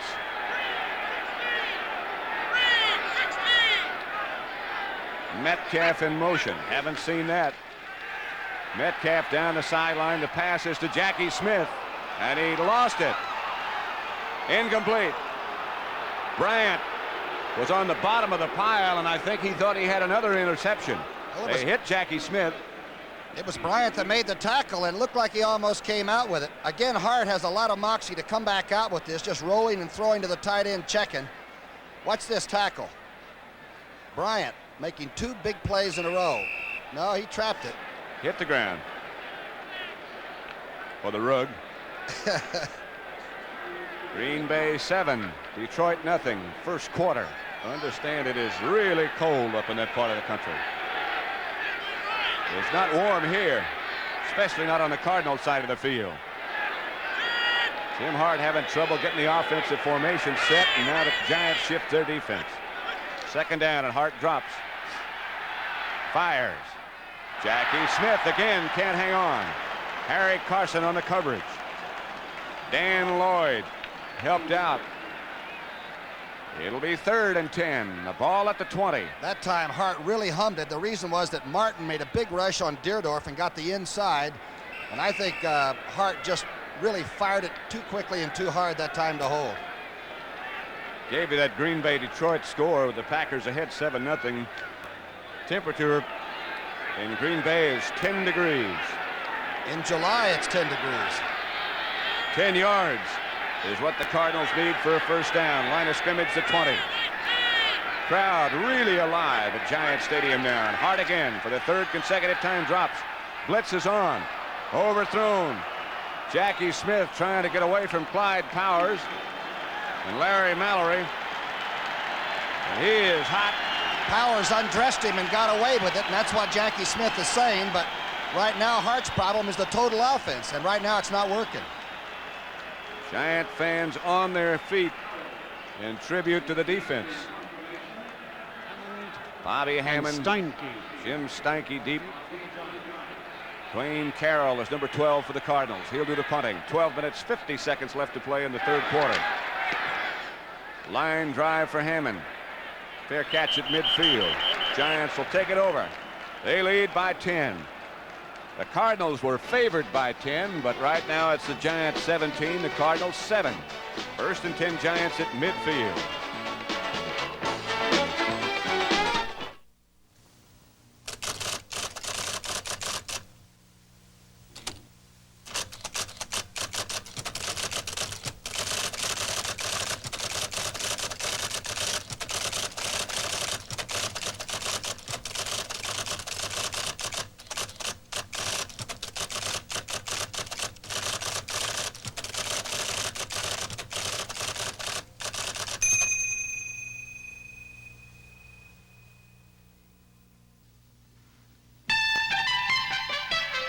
These are tough Ford trucks, champs in pickup gas mileage again this year. Ford pickups are the V8 gas engine mileage champs and the 6-cylinder mileage champs. Ford has better EPA ratings than all these other conventional full-size pickups. And Courier has the best compact mileage rating of the 4 top-selling compact pickups. Tough Ford pickups, the gas mileage champs, again this year. You joined the KKK! Daddy on his head. I didn't join nothing. I just Archie gets himself in big trouble on All in the Family tonight at 9, 8 Central and Mountain.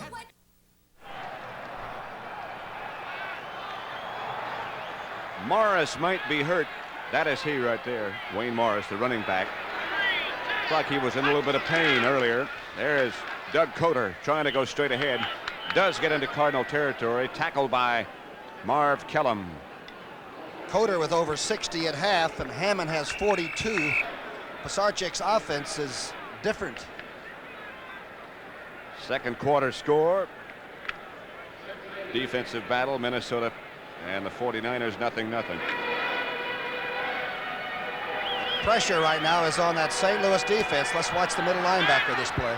2-yard pickup on first down, make it 2nd and 8. Line of scrimmage, the Cardinal 48. Here's the reverse. Johnny Perkins, and he's got the speed, but a flag is down. Beg your pardon, this is Moorhead. He and Perkins have been shuttling back and forth. Arneson made the tackle. 2 flags, in fact, were down in the area of some blocking by Mike Gibbons. Gibbons came around and looked like he had it sealed off. And Pisarcik's going to go and plead his case. Pretty good offensive play, however.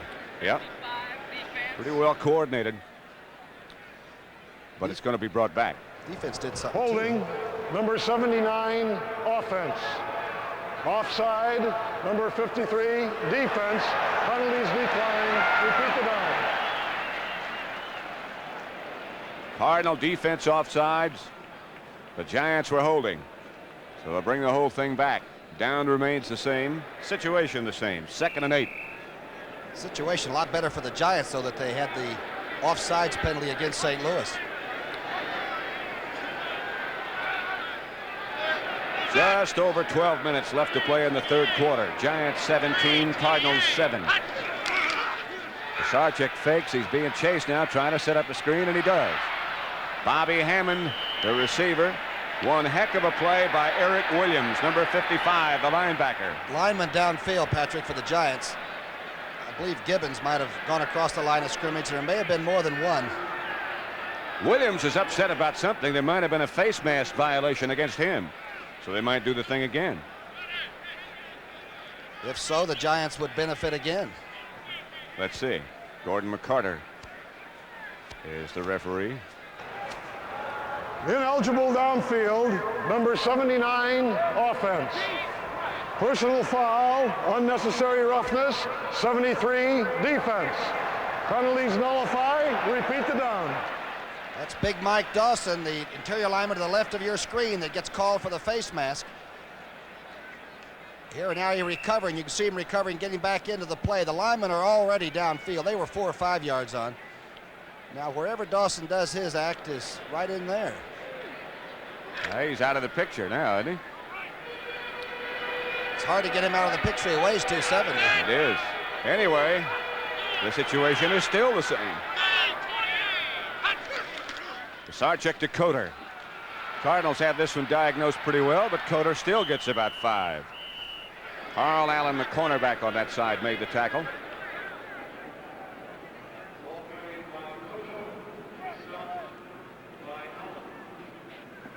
Little protest there by linebacker Arneson about being held by Willie Spencer. Flags are really flying right now. We did the same play 3 times. Offsetting penalties twice in a row. St. Louis really wants the football, though, you know. They're down by 10. 3rd and 5 situation now. Willie Spencer and Doug Coder, the running backs. The inside handoff to Coder, who struggles and might have a first down. He got across the line, and I think he does have enough. Mark Arneson made the tackle. Eric Williams helped him. Now they move it back. They say his knee hit the ground back there, and it won't be enough for a first down, and the Giants will not go for it. It'll be Dave Jennings with his 3rd punt of the day, and with that punt, Jennings now has tied a team record held by Tom Landry. Jennings has been inside the 20 12 times, and as you mentioned, a very much used punter in this game. That'll be his 72nd punt of the year. 82nd, make that, and this is a fine one. Bradley back at the 6. Bradley skips away from a couple, gets outside the 10 to the 12. That was punt number 82 by Dave Jennings. That's the most in a season since 1952, when the Dallas coach Tom Landry was the Giant punter. A long time. Smile, it's Christmas time. Well, here's something for you to smile about. You can save up to $10 on Kodak Instant cameras and film. Save $5 when you buy any Kodak Instant camera, and $5 when you buy 5 packs of Kodak Instant print film. Come on, no smile? And no matter how much you spend, no other instant camera gives you this. Bright, brilliant color by Kodak. So smile all the way to your photo dealer. Ask them about this limited time offer from Kodak. Ho, ho, ho. What does it take to get a loan from your full-service banker so that you can open a small business like this? Let's ask 2 people who know, Bruce and Phyllis Doty. We were turned down once, Ed. But then our banker found we had experience, some collateral, and a good credit rating. So you got the loan. And now we've got 3 stores. That's full-service banking, making good loans, creating jobs, helping people get started. No financial institution can help you and your community more than a full-service bank. It'll be a first down Cardinals with 10 minutes, 22 seconds left to play 3rd quarter. Giants lead 17-7. And Jim Otis has joined Terry Metcalf in the Cardinal backfield. Morris evidently was hurt a little bit earlier. The fake is to Otis. The throw is intended for Mel Gray. Knocked down by Stanky on a good play. Safety man had the corner, and so Bryant played number 85 close inside. Boy, Stanky really gave himself up, but that's the only way you can play it. The fake inside Otis, who checks through, by the way. Don't forget that. And now the heave. Watch number 20 play the ball.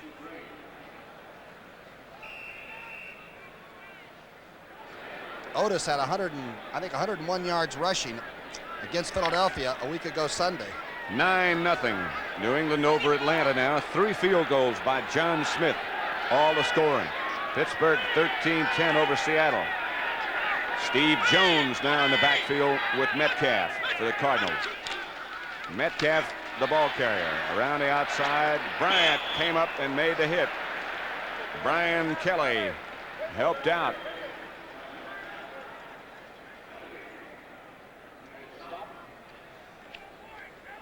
Here's a team that came in, the Cardinals, with 238 points scored. And this defense you're looking at right here has held them to that one explosive quick drive that the St. Louis team put on the board. They are doing some kind of a job. You wonder if it's going to blow up in your hands, so you've got to still be a little bit dangerous on defense. Jim Hart's statistics not that impressive today. 3rd down, 5 at the 17. Hart drops straight back. Fires. Mel Gray cannot hang on to the bullet. He was open. But Gregory came steaming through that pass protection that's been so good for St. Louis, and again Hart had to really rifle it. High and hard. And Dwayne Carroll comes in. Jim Hart comes out. Carroll has punted 4 times. This will be number 5. Jimmy Robinson and Bobby Hammond, just 2 safety men back for the Giants. Today he's averaging 34 yards. More than that on the year. A line drive that should be returned. Hammond at the 46. Hammond cuts back inside, and Hammond has something going. Bobby Hammond to the 33. Stopped by Kurt Allerman. There's number 33. Watch that return set up. He's averaging an amazing 11 yards a return on 28 before today. Now look at this.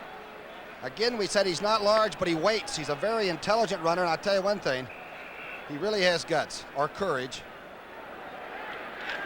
They're the same thing. 1st and 10 Giants. Coder and Spencer, the running backs. 9 minutes, 15 seconds left to play 3rd quarter. They have it at the Cardinal 33. It's Coder.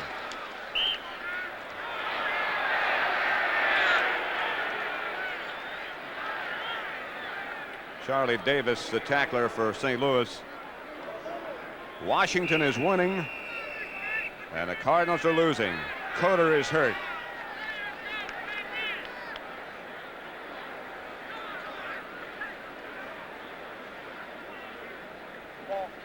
Coder had a strong first half.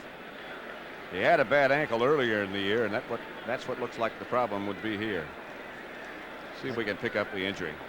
Again, those shoes are super sensitive, and that is an excellent surface and spongier than most around the league, I'll tell you that. But if they hang you up, and you can see that Davis has the feet, and now Dawson comes over the top, and here comes the flying body, Severson in there. Carl Allen too, and Kellum. And Coder is walking off without much of a limp, but nevertheless he is walking off and out. Wooly Spencer, I see, is still in the game at one of the running back spots, and let's see who the other one is. I imagine Hammond. Patrick, it looks like maybe St. Louis is taking the inside a little bit on the line of scrimmage and is going to try to close off the inside running. So maybe they're going to have to go outside those tackles or even outside the ends to keep it going on the ground. It is Zonka who's joined Spencer in the backfield, number 39. And it's Spencer that gets the carry, and Spencer barrels down inside the 25 to about the 21 behind fine blocking. Ken Reeves had to make the tackle. Went right inside Jankowski, number 78. Watch the left center of your screen. The defensive end takes the block and then gets ridden outside. Good block by number 62, Mikolajczyk. Mikolajczyk was sick all week too, and maybe McVay should inoculate the entire team with flu because they're playing good. He was not only sick, he had his knee drained on Friday and couldn't practice. 10-7 Cincinnati over Kansas City. What a tight race that is in the AFC Central. Pisarcik went down backwards. Zonka went down forwards with the ball. Zook took the inside and did an excellent job on the line of scrimmage. Don't forget that Elliott Gould and O.J. Simpson will host that Heisman Trophy Award special this Thursday, December the 8th at 10 p.m. Eastern Time, 9 Central. That's an entertainment special, too. Phyllis George is going to be there, Reggie Jackson. Right. And whoever the Heisman Trophy winner is. Better be Earl Campbell. Either Earl Campbell or Ken McAfee or Terry Miller or Doug Coder back in the game after leaving just a few seconds ago. Got a couple, but not much more. And Joe Danello, the Giants kicker, kicking into the net across the field, trying to get warm. Marv Kellum made the tackle. The Cardinals have had some trouble stopping the rush. There's Danello. Now getting warm in front of that blower. Adjusting his socks. All those exciting things. And psyching himself a little bit. Hammond and Coder on 3rd and 7 operate behind Pisarcik. Inside handoff, Hammond. Hammond breaks down inside the 10. John Zook tripped him up, but first down Giants. Watch it open up from the end zone. All right, let's watch the guards. Chandler's going over. Again, the Cardinals were stunning, and a missed tackle by Davis right in the middle of the hole, and he knows it. Here it is. Again, Van Horn went through looking for somebody to block it, and nobody there to show up and work on. I can't figure the linebacker had his back turned to the play and was running away from Van Horn. Hammond again. This time, not much. Line of scrimmage is right at the 10-yard line. Yeah, it was 1st and goal before that tackle by Ron Jankowski, and they got nothing on that one. It's hard to explain what a stunt is, I guess, but it just means that the tackles are even switching positions and coming across one another. And if you cut off one of those guys from getting to the crossroads, the other fellow has about 3 yards to worry about. Plus, he's going in the wrong direction. And being helped. It's 2nd and 10. 5:21 left to play in the 3rd quarter. And Doug Coder gets the call, and Coder got 3 or 4, and here comes the flag. Charlie Davis made the tackle along with Mark Arneson. I noticed Doug nodded his head, so I don't know, though. Might be holding on offense. That's what Marv Kellum just indicated to the bench. They threw it right onto Doug's back, but he was holding only onto the ball, and somebody else must have helped him get there. The guy with the ball can hold, can't he? They always did when I tried to tackle him. That Cardinal defense has been under a lot of pressure today. They've spent a lot of time on the field.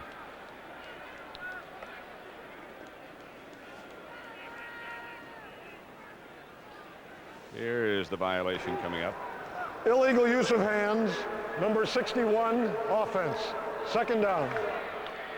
It's the offensive center.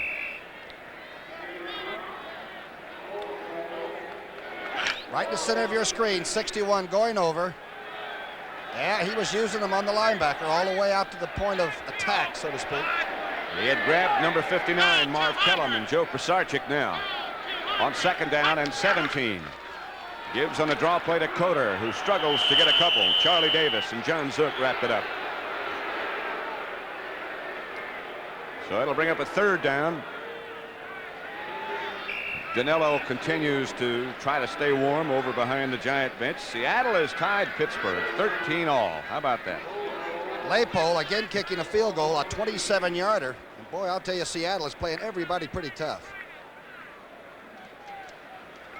As you saw, Green Bay ahead of Detroit 10-0. Chester Marco kicking a 29-yard field goal. The old foot is in play today, huh? It is 10 degrees up in Wisconsin where that game is being played. Pisarcik gives to Hammond. Hammond spins away from a couple. Another flag comes down. Mark Arneson had Hammond by the foot. Boy, Arneson really played it super. Van Horn was trying to go through and actually trap the linebacker who had filled it. And Arneson ran right over the top of Van Horn and made the tackle. And again, they walk it off against the Giants.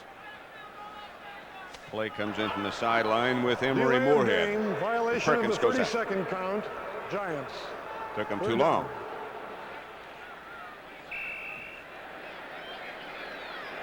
Well, Joe Pisarcik hasn't had to throw much. Atlanta on the scoreboard. New England got 3 field goals. How did Atlanta score? Bartkowski hit Francis with a 15-yard TD pass. 9-7. The Falcons still in the playoff chase, too. 3rd and goal still as Pisarcik looks down and fires. Ball high in the air, deflected, broken up by Allen, intended for Robinson. Robinson almost had offensive interference, but managed to break up the interception. Good defensive play by young Allen. And Joe Danello comes on. Larry Mallory will hold, number 34. With 4 minutes, 19 seconds left to play, Danello will try to make it 20-7 in favor of the Giants. There's number 18. 2 for 6 from the 40 to the 49. He's inside of that, where he's 1 for 3. This is 37 yards out. And this is plenty long. Strong. And plenty good. A shot from Danello makes it Giants 20. Cardinals 7. And again, he visits John McVay to find out what his wishes might be. 20-7. Giants lead. Good. Now I can go to bed. Wait a minute. I want to give you your gift while we're alone. It's something just for you. A washer and dryer. How can you be serious? Okay. Close your eyes. Merry Christmas. Give her a diamond. It's forever. Radio Shack has a great space age gift for kids at a down-to-earth price. The original Space Patrol walkie-talkie. Just $14.95 a pair, and they really work. Crystal controlled and battery operated, just like Dad's portable CB. And they're built in Radio Shack's own electronics factory. So this Christmas, thrill your kids with the $14.95 a pair Space Patrol. Only at Radio Shack, a Tandy company. Danello will kick it off after just drilling a 37-yard field goal. Again, it's Metcalf in the middle, deep for the Cardinals. How's the Giant drive, and again he drills another deep kick, and Metcalf goes 6-7 yards deep to the end zone. Kicked that ball 72 yards. Philadelphia 7, Dallas 7. Second quarter. Jaworski hits Mike Hogan, the fullback, with a 51-yard touchdown pass. San Francisco ahead of Minnesota 7-0. Strange things happening around NFL today.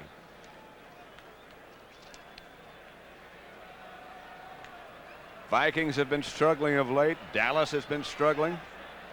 Cowboys have locked up a playoff spot. Not the championship yet, but they'll be in the playoffs. They need to win one more game to be the NFC Eastern champions. On first down, Hart throws outside Metcalf. Got enough for a first down. Brian Kelly out with him. Still plenty of time in this contest. 3 minutes, 58 seconds left, third quarter. Giants 20.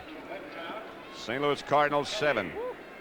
Hart was looking for Ike Harris, number 84, who was covered, so he drops it quickly to this, not a safety valve. This guy can break any of them. Giant defense has been very good on containment. Pursuit helps, and particularly when the guy involved is Metcalf.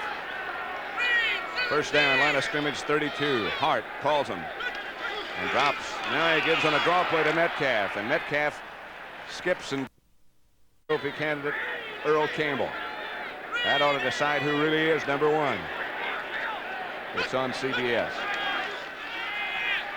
Giants in a blitz. Metcalf fires up over the line of scrimmage, breaks a couple. Flag is down back at the line of scrimmage, however. Jim Stanky made the tackle, but it's going to be brought back. Offensive holding. Metcalf drops the ball in disgust. Patrick, the Giant defense that time had an awful time recognizing the formation by St. Louis. And the play went for a good gain. And the most fundamental of all procedures, blocking, turns out to be what cost them. Here's the indication. Illegal use of hands, number 66, offense. Listen at the reaction from the crowd as number 66, Conrad Dobler, is named as the violator. I don't know how he could hold anybody. It had to be illegal use of hands. It couldn't have been holding. Steve Jones in the backfield with Metcalf, 2nd and 17. Jones bangs straight ahead. Jack Gregory and Harry Carson wrap him up. He got back close to the 7 yards. That would get him back to the original line of scrimmage, maybe a little bit more than that. We'll make it 3rd and 9. Giant defense has managed to keep all their mistakes as slight as they have been in front of them. Denver 17, Houston 7. Craig Morton has thrown 2 touchdown passes to put the Broncos ahead of the Oilers. 3rd down 9. Gregory makes Hart come up in the pocket. Gray sees it goes through his hands. Bill Bryant on the coverage. Again, big pressure by a Giant defensive lineman. It was Gregory that was wrapped around 17. I thought that ball was really catchable. Gray doesn't miss many like that. This ball goes right on through. Watch the left part of your screen. No, they cut him down late, and the ball is right there.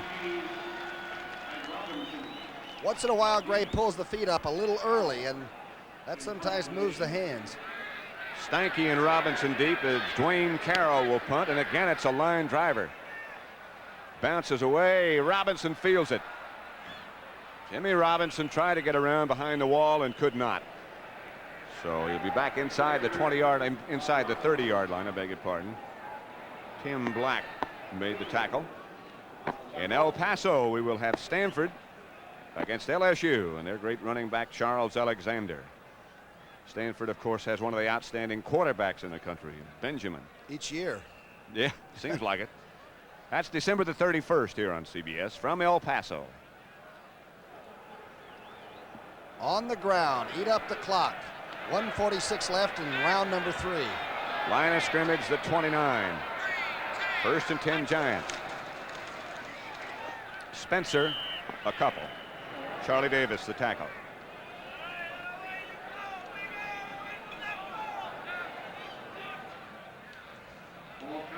How do you force the action on defense? You come in with allowing 4.7 yards a rush.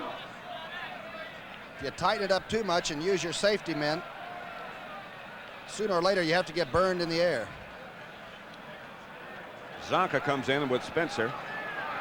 Ed Marshall and Perkins both split wide to the left. Both those two can really run. Spencer gets the call, however, and again gets a couple. Over the left side where Mike Dawson and Ron Yankowski go underneath. Houston has scored. Dante Pastorini to Kenny Burrow, a 29-yard touchdown pass. And the Oilers are still very much alive in that ball game.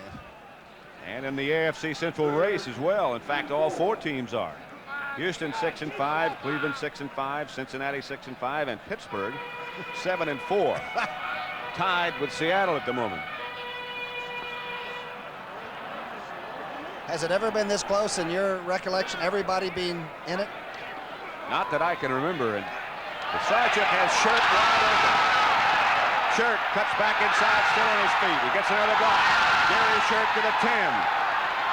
Down at about the 3-yard line by Roger Worley.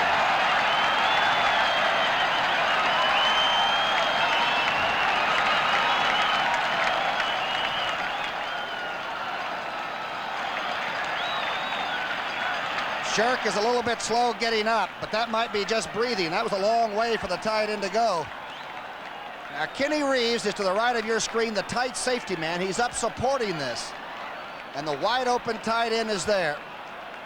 It's Reeves in the trail. So that's the end of the 3rd quarter with the score. Giants 20, St. Louis 7. We now pause for a word from your local station. Mel's pain in his back becomes a pain in the neck for Alice tonight at 9:30, 8:30 Central and Mountain on CBS. A 63-yard pass play from Pisarcik to Gary Shirk. Gives it to the Giants. First and goal at the 3. They already lead 20-7. Zonka and Spencer, the 2 running backs for the Giants. Spencer, touchdown, Giants.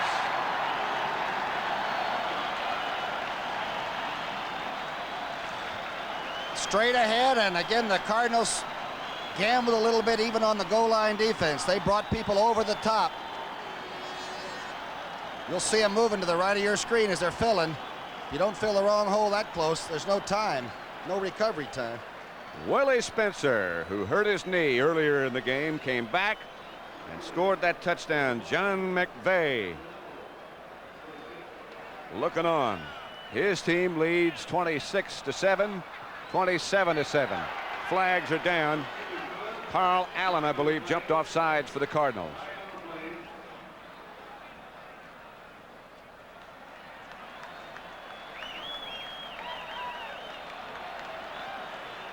Here's the call.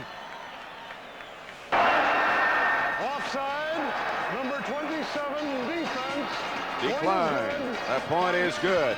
It's 27-7 in the 4th quarter. America's best-selling new car in history, the new Ford Fairmont. What's behind Fairmont's success? Fairmont's mileage, highest EPA mileage rating of any midsize car. Fairmont's roominess, more room for the money than any other car. Fairmont's price, lowest sticker price of any midsize car. Test drive America's best-selling new car ever at your Ford dealer, where the better ideas keep coming. Now at Sears, there's a color TV on sale you really have to touch to believe. Now save $80 on Sears Sensor Touch TV. Just $399.95 for a 19-inch picture, an electronic tuner with no moving parts to wear out, a solid-state chassis, and Sensor Touch. You've just seen the touch of a finger change channels instantly. But even when you see it, you have to touch it to believe it. I believe. Sensor Touch, on sale now at Sears. On January 2nd, CBS Sports proudly presents the Cotton Bowl with the #1 ranked undefeated Texas Longhorns taking on the Fighting Irish of Notre Dame. That's the Cotton Bowl, January 2nd.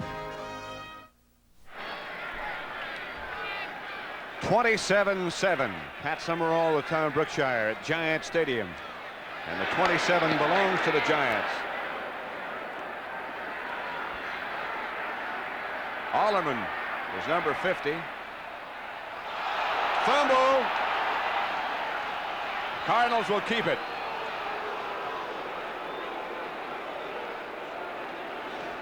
Return by Allerman.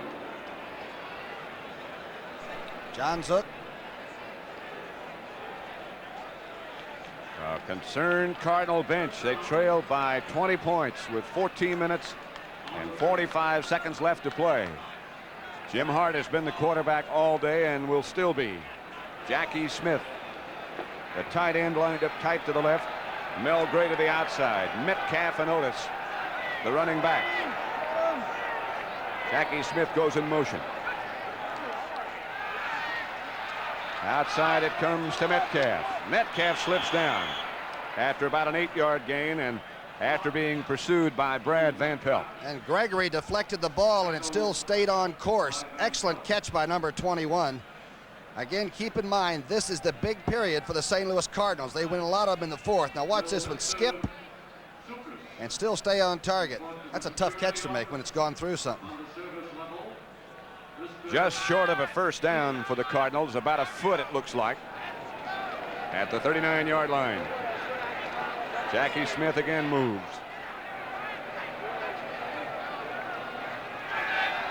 Hart, plenty of time this time, firing for Mel Gray. There goes the flag. It had to be. Bryant was the defender.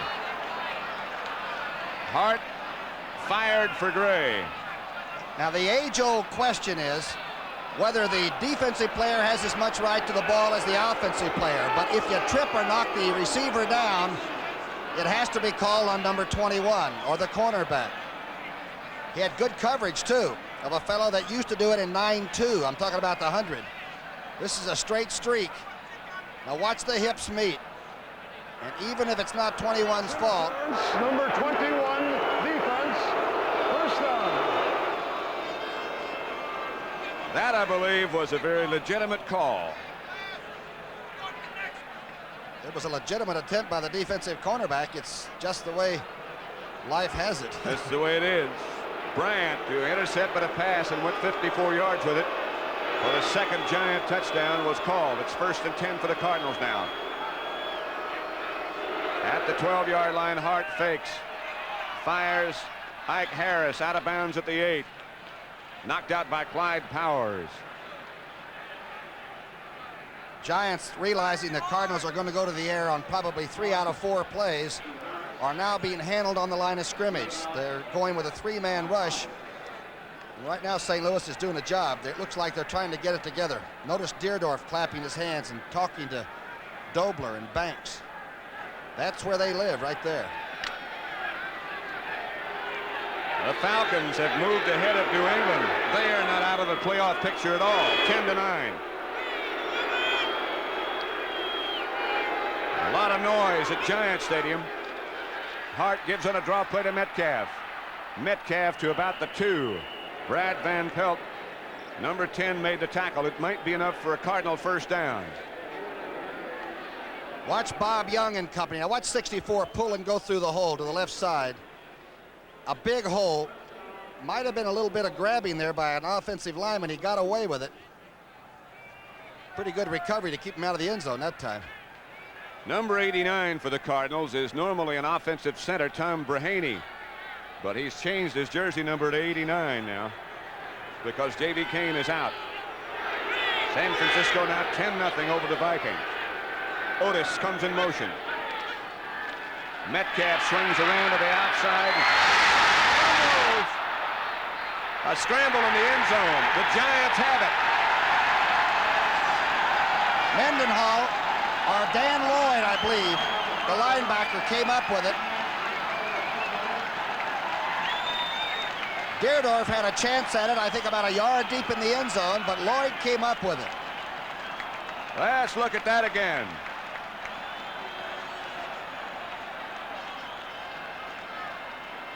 Brian Kelly caused it. There's Gregory going for it. Here's Dobler's attempt at it, but the hands are so wrapped up, there's no feel to them. And Lloyd got it.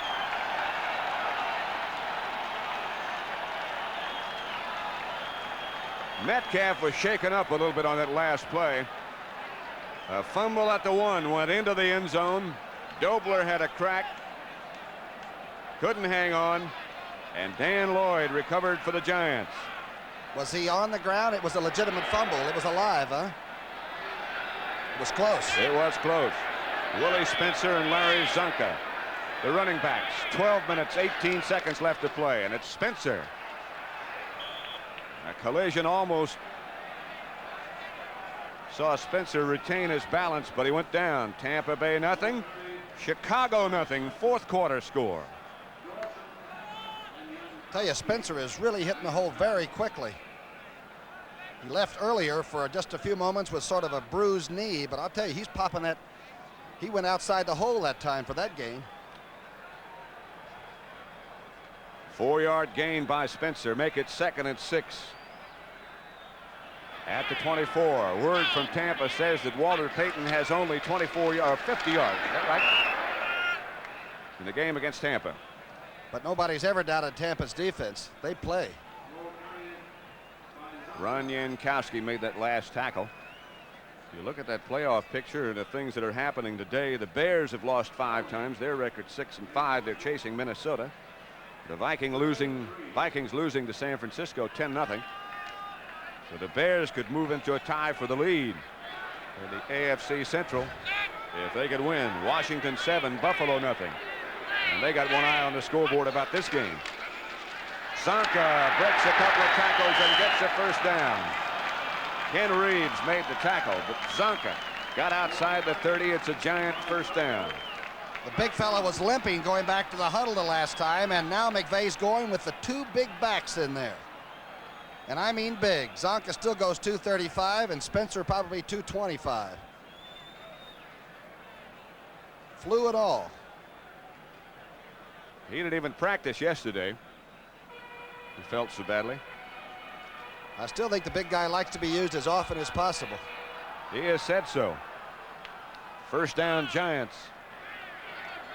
At their own 32, 27-7 the score. Spencer dropped the football. Cardinals are saying they got it. The Giants are saying we have it. John Hicks went under the pile and tried to come up with it, and they can't unlock these guys. Now we may have to get a fire hose out.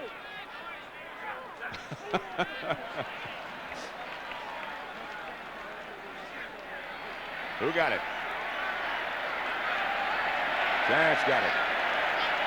Marv Kellum thought he had it, the middle linebacker, and I believe Hicks was given credit for it. How did he recover it?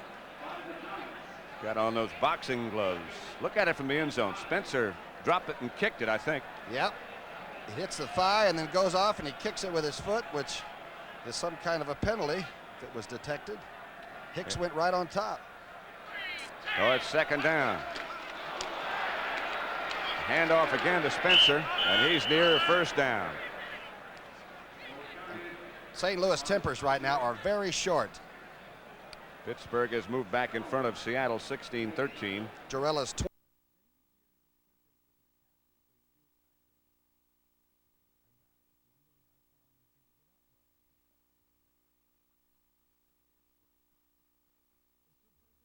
Yard field goal in that one. He's going to bring out the chain and measure and see if the first down yardage was picked up by Spencer. 9:37 left. And who would believe that the Giants would come in and rush the football well enough to control the tempo, really? They have really kept the ball a lot. They had it over twice as much as the Cardinals did in the first half, and they've done it again. Terry Metcalf, a very dejected Terry Metcalf on the sideline. Cardinals were down at the 1-yard line when he fumbled into the end zone. He gives you everything he's got, though. He shouldn't hang his head. No, sir.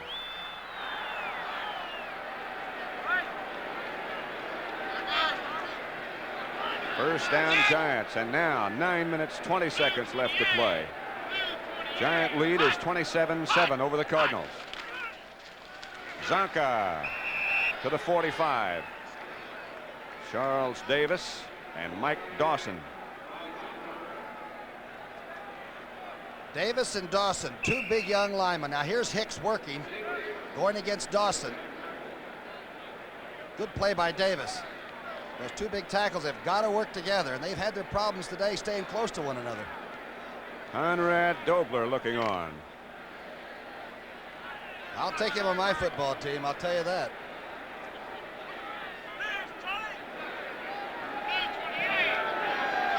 They need 7. They give again to Zonka. Zonka has not fumbled this entire year. Charlie Davis again made the tackle. 30 yards on 8 carries for Big Zonk. Mark Arneson's down on the ground, the linebacker. It's Arneson, all right. Atlanta, as you saw a minute ago, has gone ahead of New England. If they can hang on, their record would be 7-5. If Washington continues and beats Buffalo, their record would be 7-5. If San Francisco continues to beat Minnesota, the Viking record would be 7-5. If the Bears beat Tampa Bay, their record would be 7-5. And how about the Giants? They whipped the Redskins twice this season. If the Redskins had beaten the Giants both games, they'd be tied with Dallas for first place. There's the big fella. Larry Zonka, who, as we've been telling you, has been down with the flu almost this entire week. It's like the right ankle. Zonka down in weight a little bit. Next Saturday on CBS at 3 o'clock Eastern time, Washington will be at St. Louis against these Cardinals. And the picture would be much clearer after that. And of course, St. Louis they felt like they were embarrassed in Washington earlier. And they said the Redskins got to come to our ballpark. We'll get even.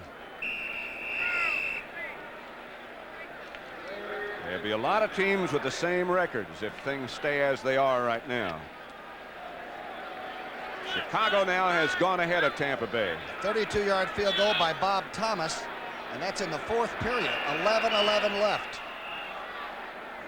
Giants call a timeout as Pisarcik's offensive unit not quite sure of what the play and the formation should be, so they check to the side. 27-7 in the fourth quarter.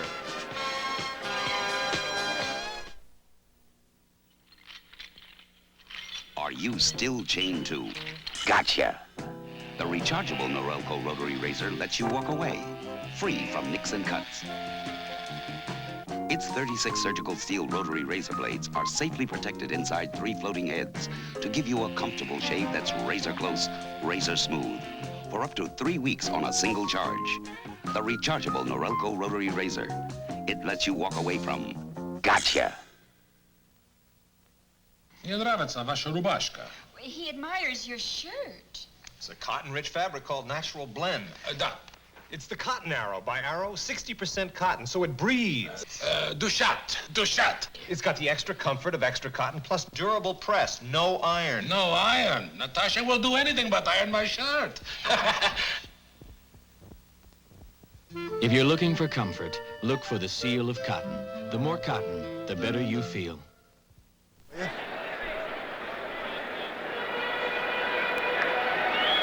Giants have the football on 3rd down. At the 47. Just over 8 minutes left to play. 27-7 Giants lead. Pisarcik is going to throw. Down the middle for Robinson.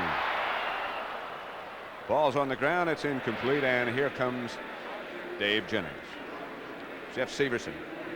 Dallas now 14-7 over Philadelphia. Roger Staubach to Drew Pearson for a 16-yard touchdown pass, and that's in the second period just before halftime. If Dallas wins that contest, they are the NFC Eastern champions. Cincinnati 17, Kansas City 7. Bill Bradley deep for St. Louis. Dave Jennings deep for the Giants. Off the side of the foot. Takes a giant bounce, however, but that's a performance you don't see many times. Jennings, a very poor kick. The big problem is that it's a 3-touchdown margin. 27-7. That's a lot of offense that Jim Hart's got to come up with right away.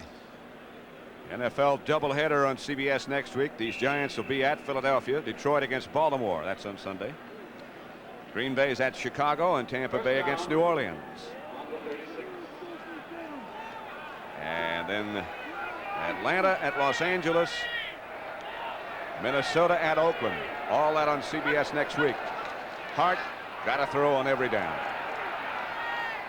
Mel Gray knocked backwards, knocked down at about the 45 in Giant territory by Jim Steinke. Plenty enough for a first down. And the Giants are going with that 3-man rush. Obviously, it's going to be easier to block it, but you've also got more people in the traffic lanes. And only great speed can stretch a prevent-type defense, a 5-man secondary apart. And the Redbirds have that kind of speed. That's what you have to do with those zones, is stretch them. And you got to be able to whip it off in about 9-4 or less. Steve Jones in the backfield with Metcalf. Giants might have been offside, but you still got to carry the play out. It's Jones. Cardinal first down at the 32. John Mendenhall was putting the pressure on. Bryant Kelly made the tackle. I think Mendenhall might be the one who jumped offside. The depth of these teams is should be all in the favor of the St. Louis Cardinals, because people are being nicked and all, and it's a long season. Here it is. Defense declined. First down. They decline the penalty. It's a first down, Cardinals. Let's see, the Cardinals shut out the Giants 28-0 on a Monday night. So the Giants would have to beat them worse than that 28-0 in order to keep their playoff hopes alive. Conceivably, both teams could wind up 7-7.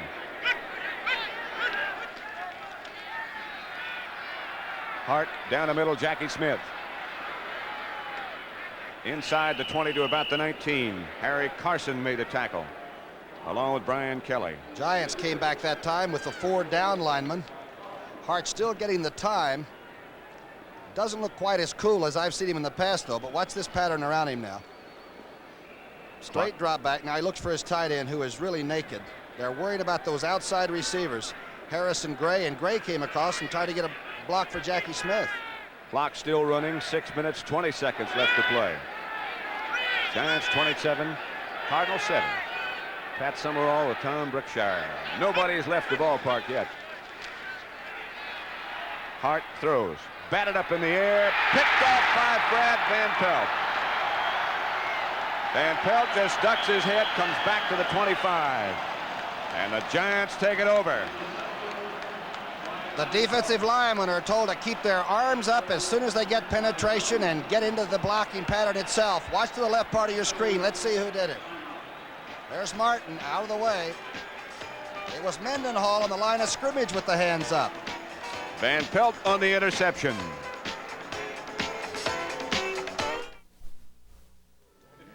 We're the Van Arsdales, Tom and Dick.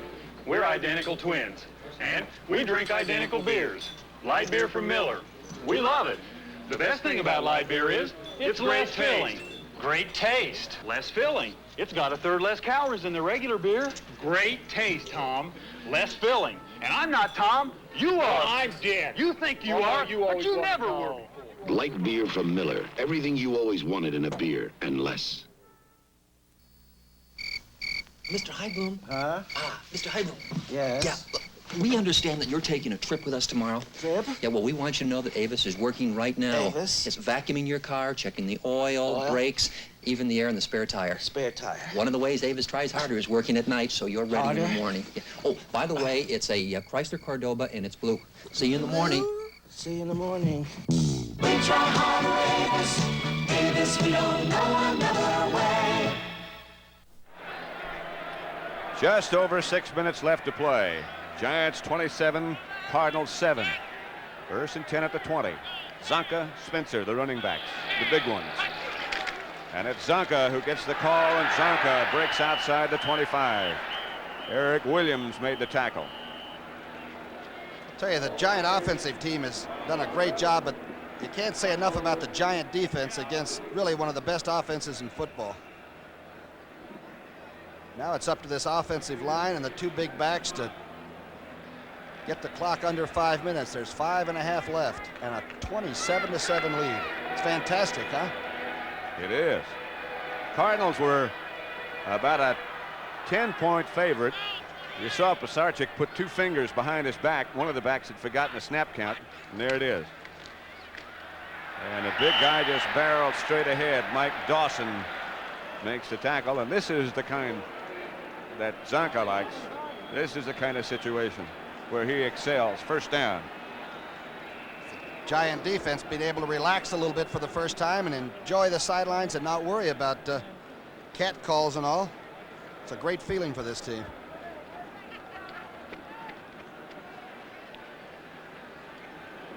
Clock still running. 4 minutes, 50 seconds left to play. Look at this. Rogan to Stan Morgan, a 32-yard touchdown pass.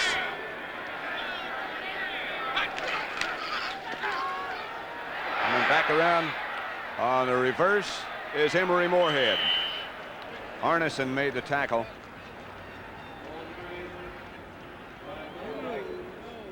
Moorhead's first rush of the year. And while it was read perfectly by the St. Louis defense, it picks up 5 yards. I tell you, the people up front are doing a good job.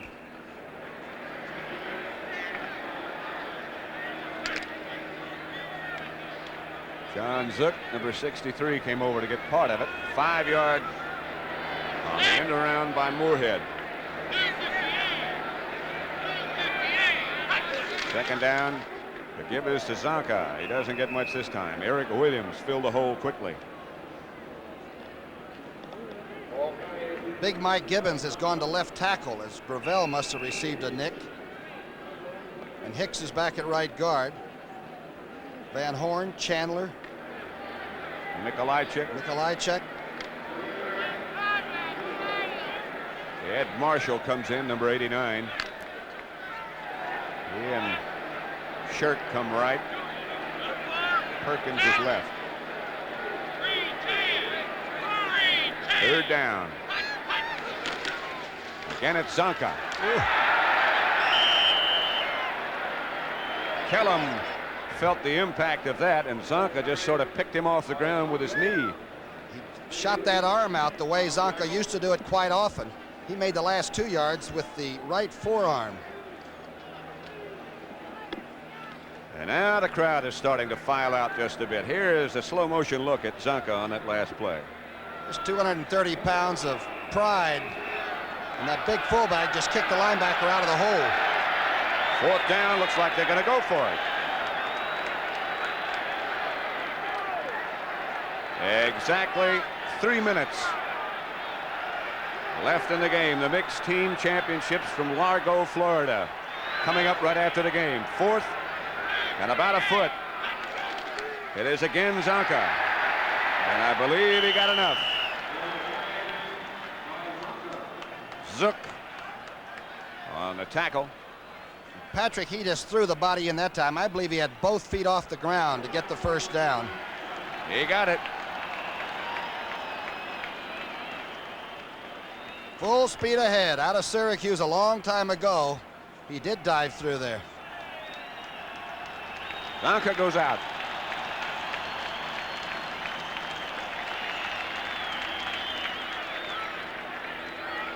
There he is being congratulated. He's a workhorse. He likes it.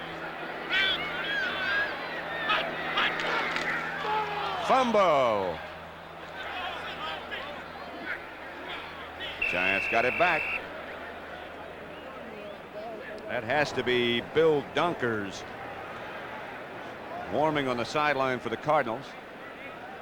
I'm wondering what kind of a pitched battle we've got next Saturday afternoon, Washington, St. Louis. Wow. An 80-yard kickoff return by Dave Williams, and the 49ers are up 17-0. The score here is the Giants 27, the St. Louis Cardinals 7. Exactly 2 minutes left to play. Ford introduces Futura, a dramatic combination of styling and technology for 1978 and beyond. Futura, designed by computer modeling and aerodynamic testing. It can provide excellent fuel economy and room for 5 passengers as well. Futura, designed for 1978 and beyond. Realistically priced for today. See your Ford dealer for a personal test drive. This fresh egg is going to help us sell this brand new Freeflex shoe from Freeman. Watch.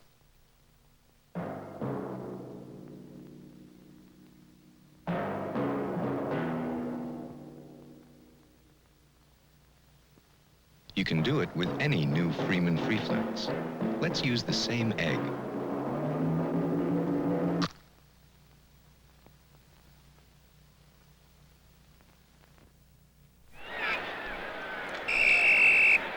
Offensive center Tom Banks.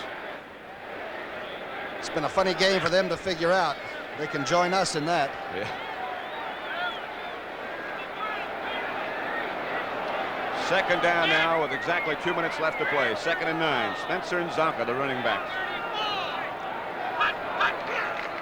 That's Spencer. He bowls over a couple of people, Carl Allen and Marv Kellum. And Eric Williams, number 55, on the bottom of the pile. Last play might have been indicative of the game. The first person that Spencer ran into was Allen, the defensive back. Those defensive backs have had to make an awful lot of tackles for the Cardinals today. Clock running with 1.5 minutes left to play. Giants 27, Cardinals 7.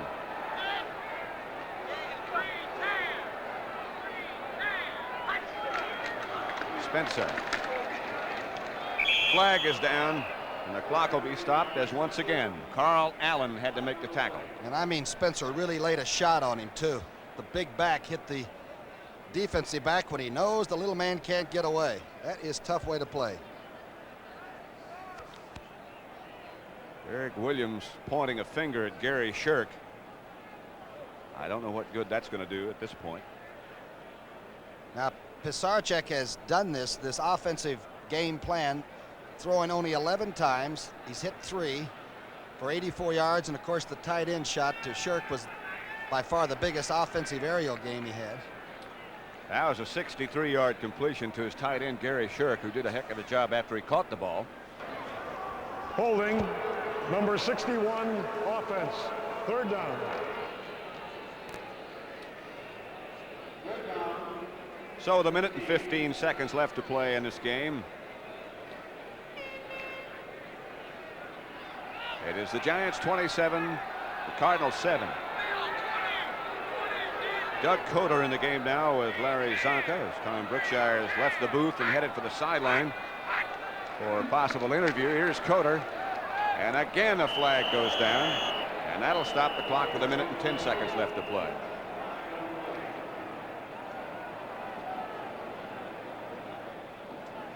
Flag down on the play as Chandler helps up Coder. And they'll mark off something else, it appears. Somebody fell out of the stands.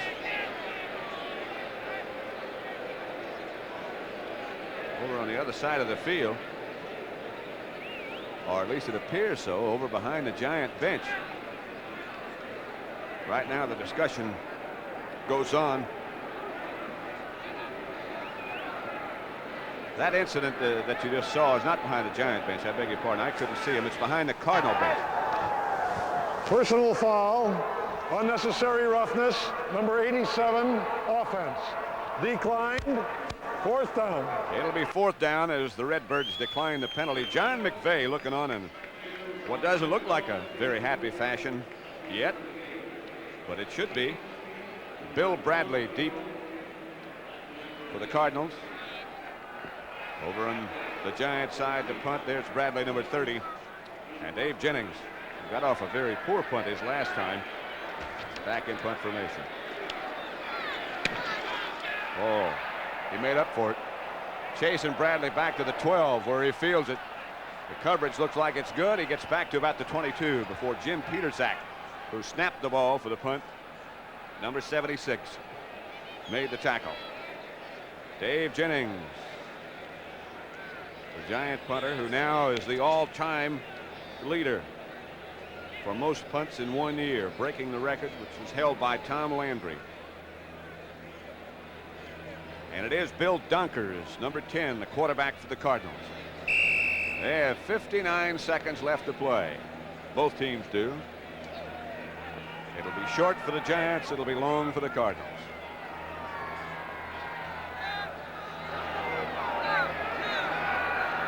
Three-man rush on Dunkers. Mendenhall right in front of center Tom Banks. Dunkers throws underneath Ike Harris. He struggles up to about the 32-yard line where Harry Carson led the tacklers. 48 seconds, 47 now left to play. Cardinals have timeouts left. Zonka and Carl Chandler over on the Giant bench, shaking hands and congratulating each other. Steve Jones in the backfield. This is outside to Jerry Latin, the quick screen.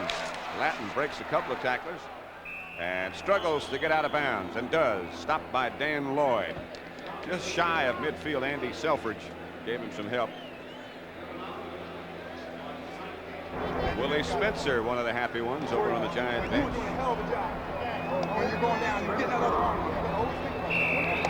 Good job. Great job. Ellen Bogan with him. Number 65 just walking away there. Out goes Troy Archer. 24 seconds left to play. Latin didn't get out of bounds. 27-7. The Giants over the Cardinals. A 20-point lead. Cardinal record will drop to 7-5. The Redskins were winning the last time we heard, and they would improve to 7-5. Latin spins away and goes down.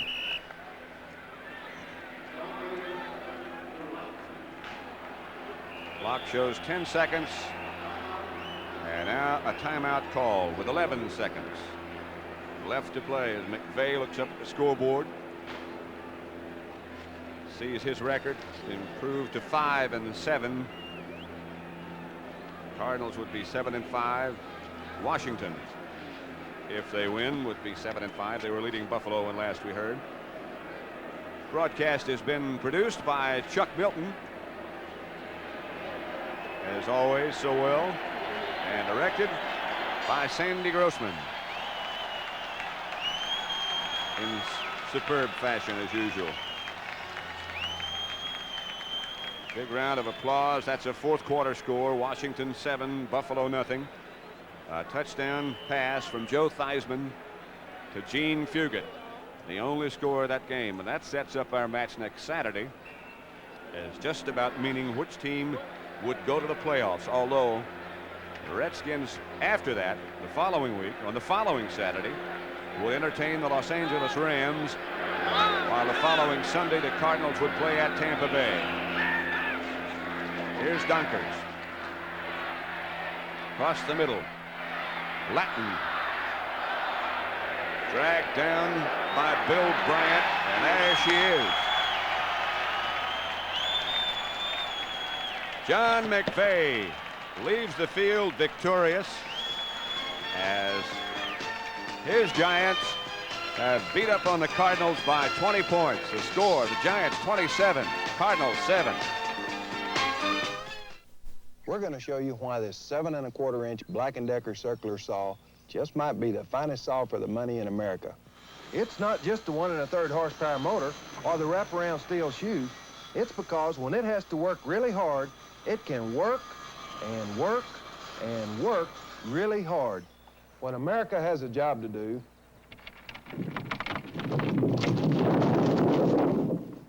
it reaches for Black & Decker. Hello, everybody. This is Lowell Thomas. Alaska, a tough place to test car batteries, and that's why we took Motorcraft heavy-duty batteries to Alaska, testing them in 50 GM, Chrysler, and Ford cars and trucks. After 6 punishing months of Alaskan pipeline country, from cruel sub-zero winter to 90 degrees of summer, not one single battery failed. No matter what you drive, wherever you drive, ask for Motorcraft batteries from Ford. Tested tough in Alaska. So long. Tom Brookshire has Coach John McVay and Joe Pisarcik, the quarterback, down on the field. So, Tom, talk with him. All right, Pat. Sometimes it's hard to tell the difference between the quarterback and the coach on a good day like this. John, I'll go with you first.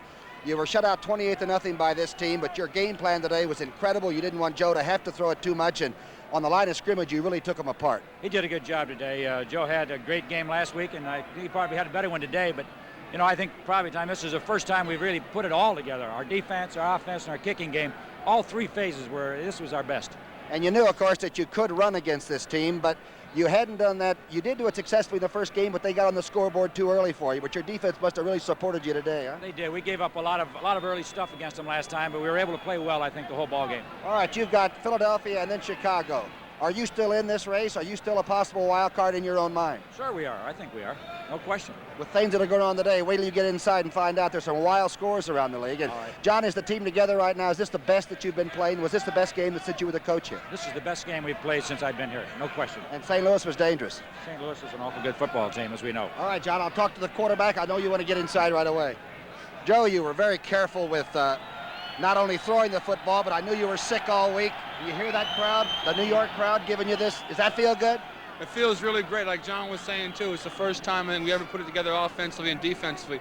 You can look back and just say, you know, like we had 12 first downs in the first half. Our offensive line really played good. We had 140 yards rushing in the first half, which, you know, we try to control the ball, try to keep away from, you know, Jim Hart. He has a great offense, a great team behind him, and that's what we try to do. And then plus score some points in the process. I think that the tone was really set when the offensive line really blocked well. I had just one pass in the first drive. We took the ball downfield and scored, and that really, you know, just brought everybody on to, you know, to show them that we can do what we're going to do. Joe, were you a little too careful early when you did throw? I thought you were sort of throwing cork a little bit. Were you careful? Yeah. Well, you see, a lot of plays we call it. You know, we had a couple play action passes, Tom, and a lot of stuff was really covered. So I just threw it away. I didn't want to force an interception or something like that to happen because St. Louis is really a good offensive team. I didn't want to give them any big breaks like what we got in the third quarter when Boone intercepted the pass, went back for a touchdown. That just set things off 17-7. We were just saying, let's go. Joe, we've always said, at least in the last few years, I think that the New York Football Giants have needed personalities, that they've needed identity. And I think that Joe Pisarcik, you suddenly have it, and these people stayed around to give you a cheer, and it's got to be one of the great days for you. Congratulations. Tom, thanks a lot. I appreciate it. All right, Joe. All right. Joe doesn't feel that good because of the flu, but I think he does because of the game, Patrick. All right, Tom. Thank you very much. Good job again. Again, the final score, the Giants 27, the St. Louis Cardinals 7. So for Tom Brookshire and Pat Summerall, this is goodbye from Giant Stadium, and now we take you to CBS Sports Control. All right, thank you very much, Pat and Tommy. What a wild Sunday this has been. How do you figure the St. Louis Cardinals? They dominate Dallas on a Monday night, then they give up 55 points to Miami, and then suddenly they're upset by the New York Giants. Let's quickly take you around the league. Here now, with time running out, about 4 minutes to go, Chicago leading Tampa Bay, but oh, did they have to work for this one. Peyton, well, he's up over 70 yards so far. The game you just watched, 27-7. The final, St. Louis going to fall into a second-place tie with the Washington Redskins. With a minute 14 to go in the Washington-Buffalo game, the Redskins have added a field goal, 10-0. No one in St. Louis will miss that game next Saturday. We'll be along at 3 p.m. Eastern Time. Washington and St. Louis tied with identical records of 7 and 5. New England and Atlanta, 16-10 is the final there. Atlanta was ahead 10-9, and then the Patriots rallied to pull it out. Here's an update on Walter Payton. He has just exploded. He is now up over 100 yards, 103 for the afternoon. Pittsburgh and Seattle were tied at 13. Then it was the Steelers who exploded. Now it is 30-13 as the Steelers drive toward the playoffs. Denver and Houston, tough game down in the Astrodome. Craig Morton threw 2 touchdown passes, 13 for the year, left with a strained shoulder. The Oilers rallied, so they put Morton back in, and look what's happened. The Broncos have scored, and it is 23-14. The Broncos are in command. Philadelphia and Dallas, they have just started the third quarter in that game. Dallas leading by 7. Tony Dorsett has scored his 10th touchdown of the season. Another big story developing in Bloomington. San Francisco returned the second half kickoff for a touchdown. This, if it holds up, would drop Minnesota to 7-5. Chicago would be tied for the lead with the Vikings. Cincinnati and Kansas City, 17-7. The Bengals are ahead. Kenny Anderson has thrown 2 more touchdown passes. He was held to 4 in his first 9 games. Now he's tossed 5 the last 2 weeks. Detroit and Green Bay, snowing and cold in Packerland. Green Bay loves it, though. They lead 10-0 in the third quarter. Lots of highlights and news coming up as the NFL Today continues on CBS in just a moment.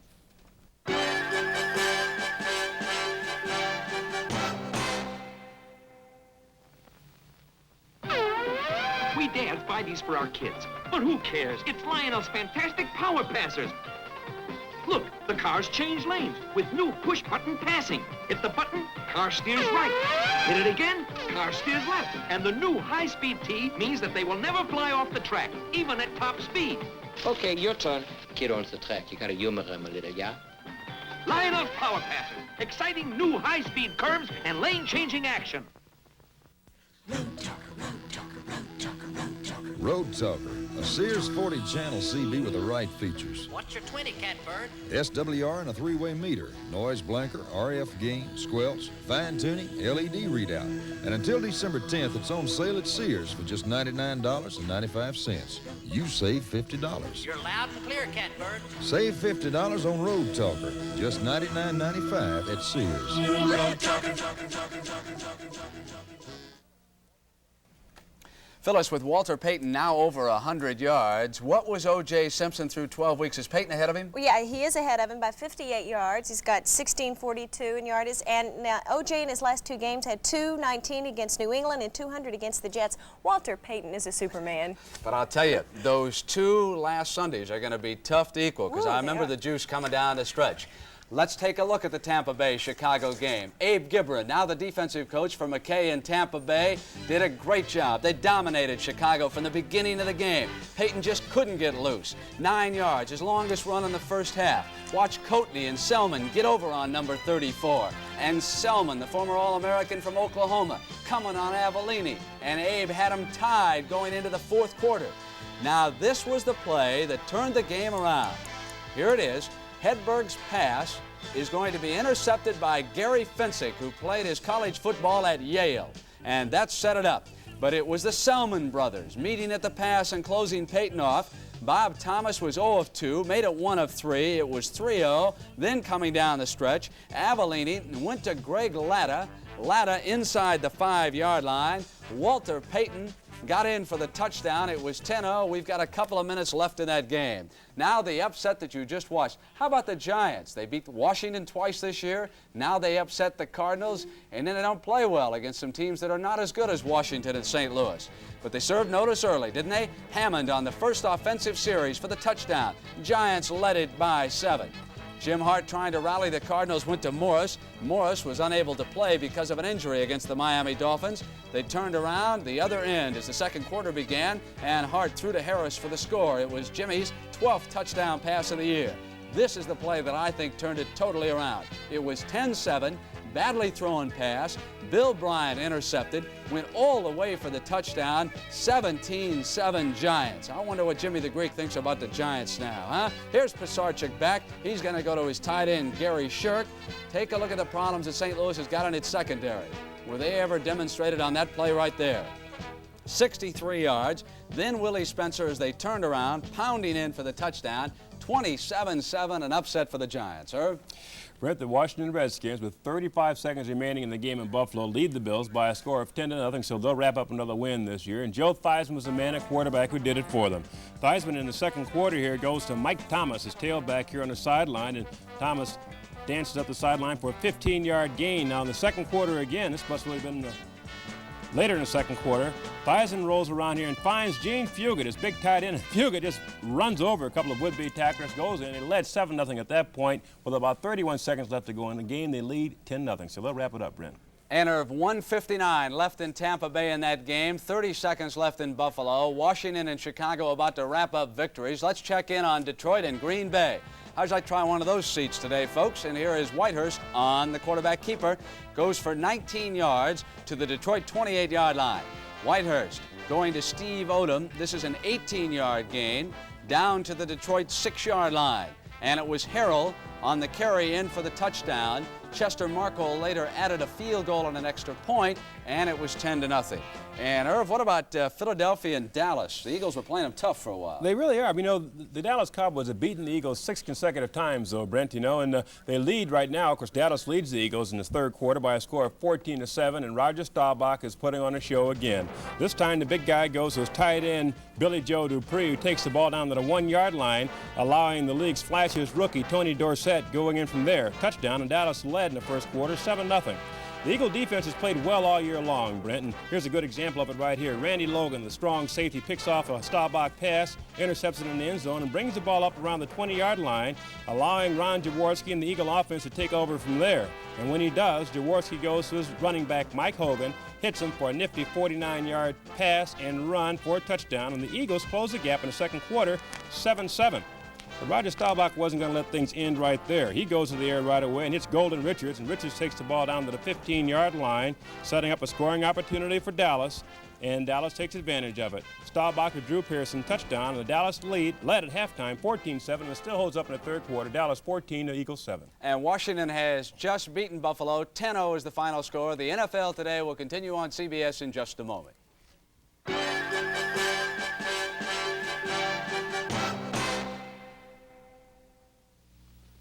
Time was when a man spent a good part of his time laying in firewood for the winter.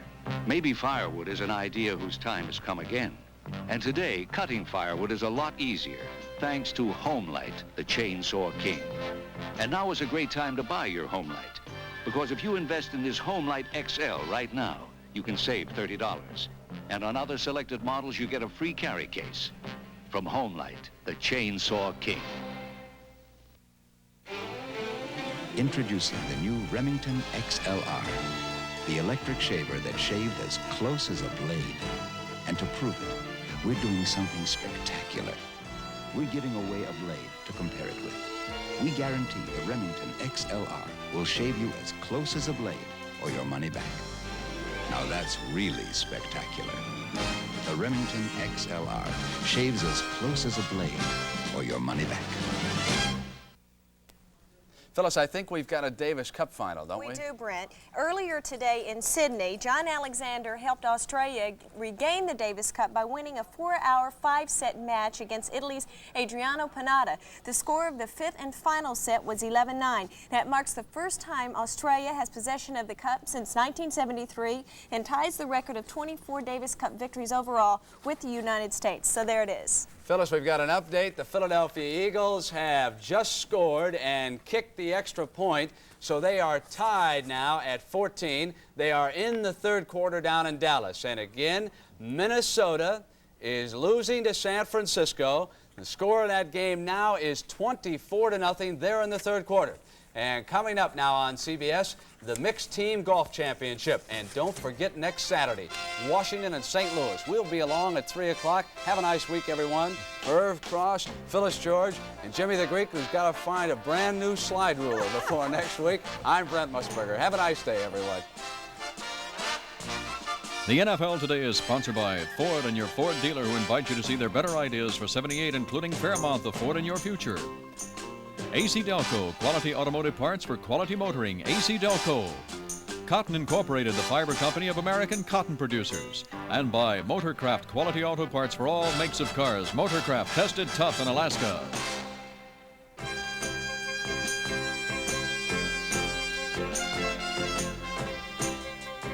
The NFL Today is a presentation of CBS Sports. Join ringmasters Lucille Ball and Telly Savalas when showbiz celebrities perform Under the Big Top in the Circus of the Stars tomorrow night at 8, 7 Central and Mountain on CBS.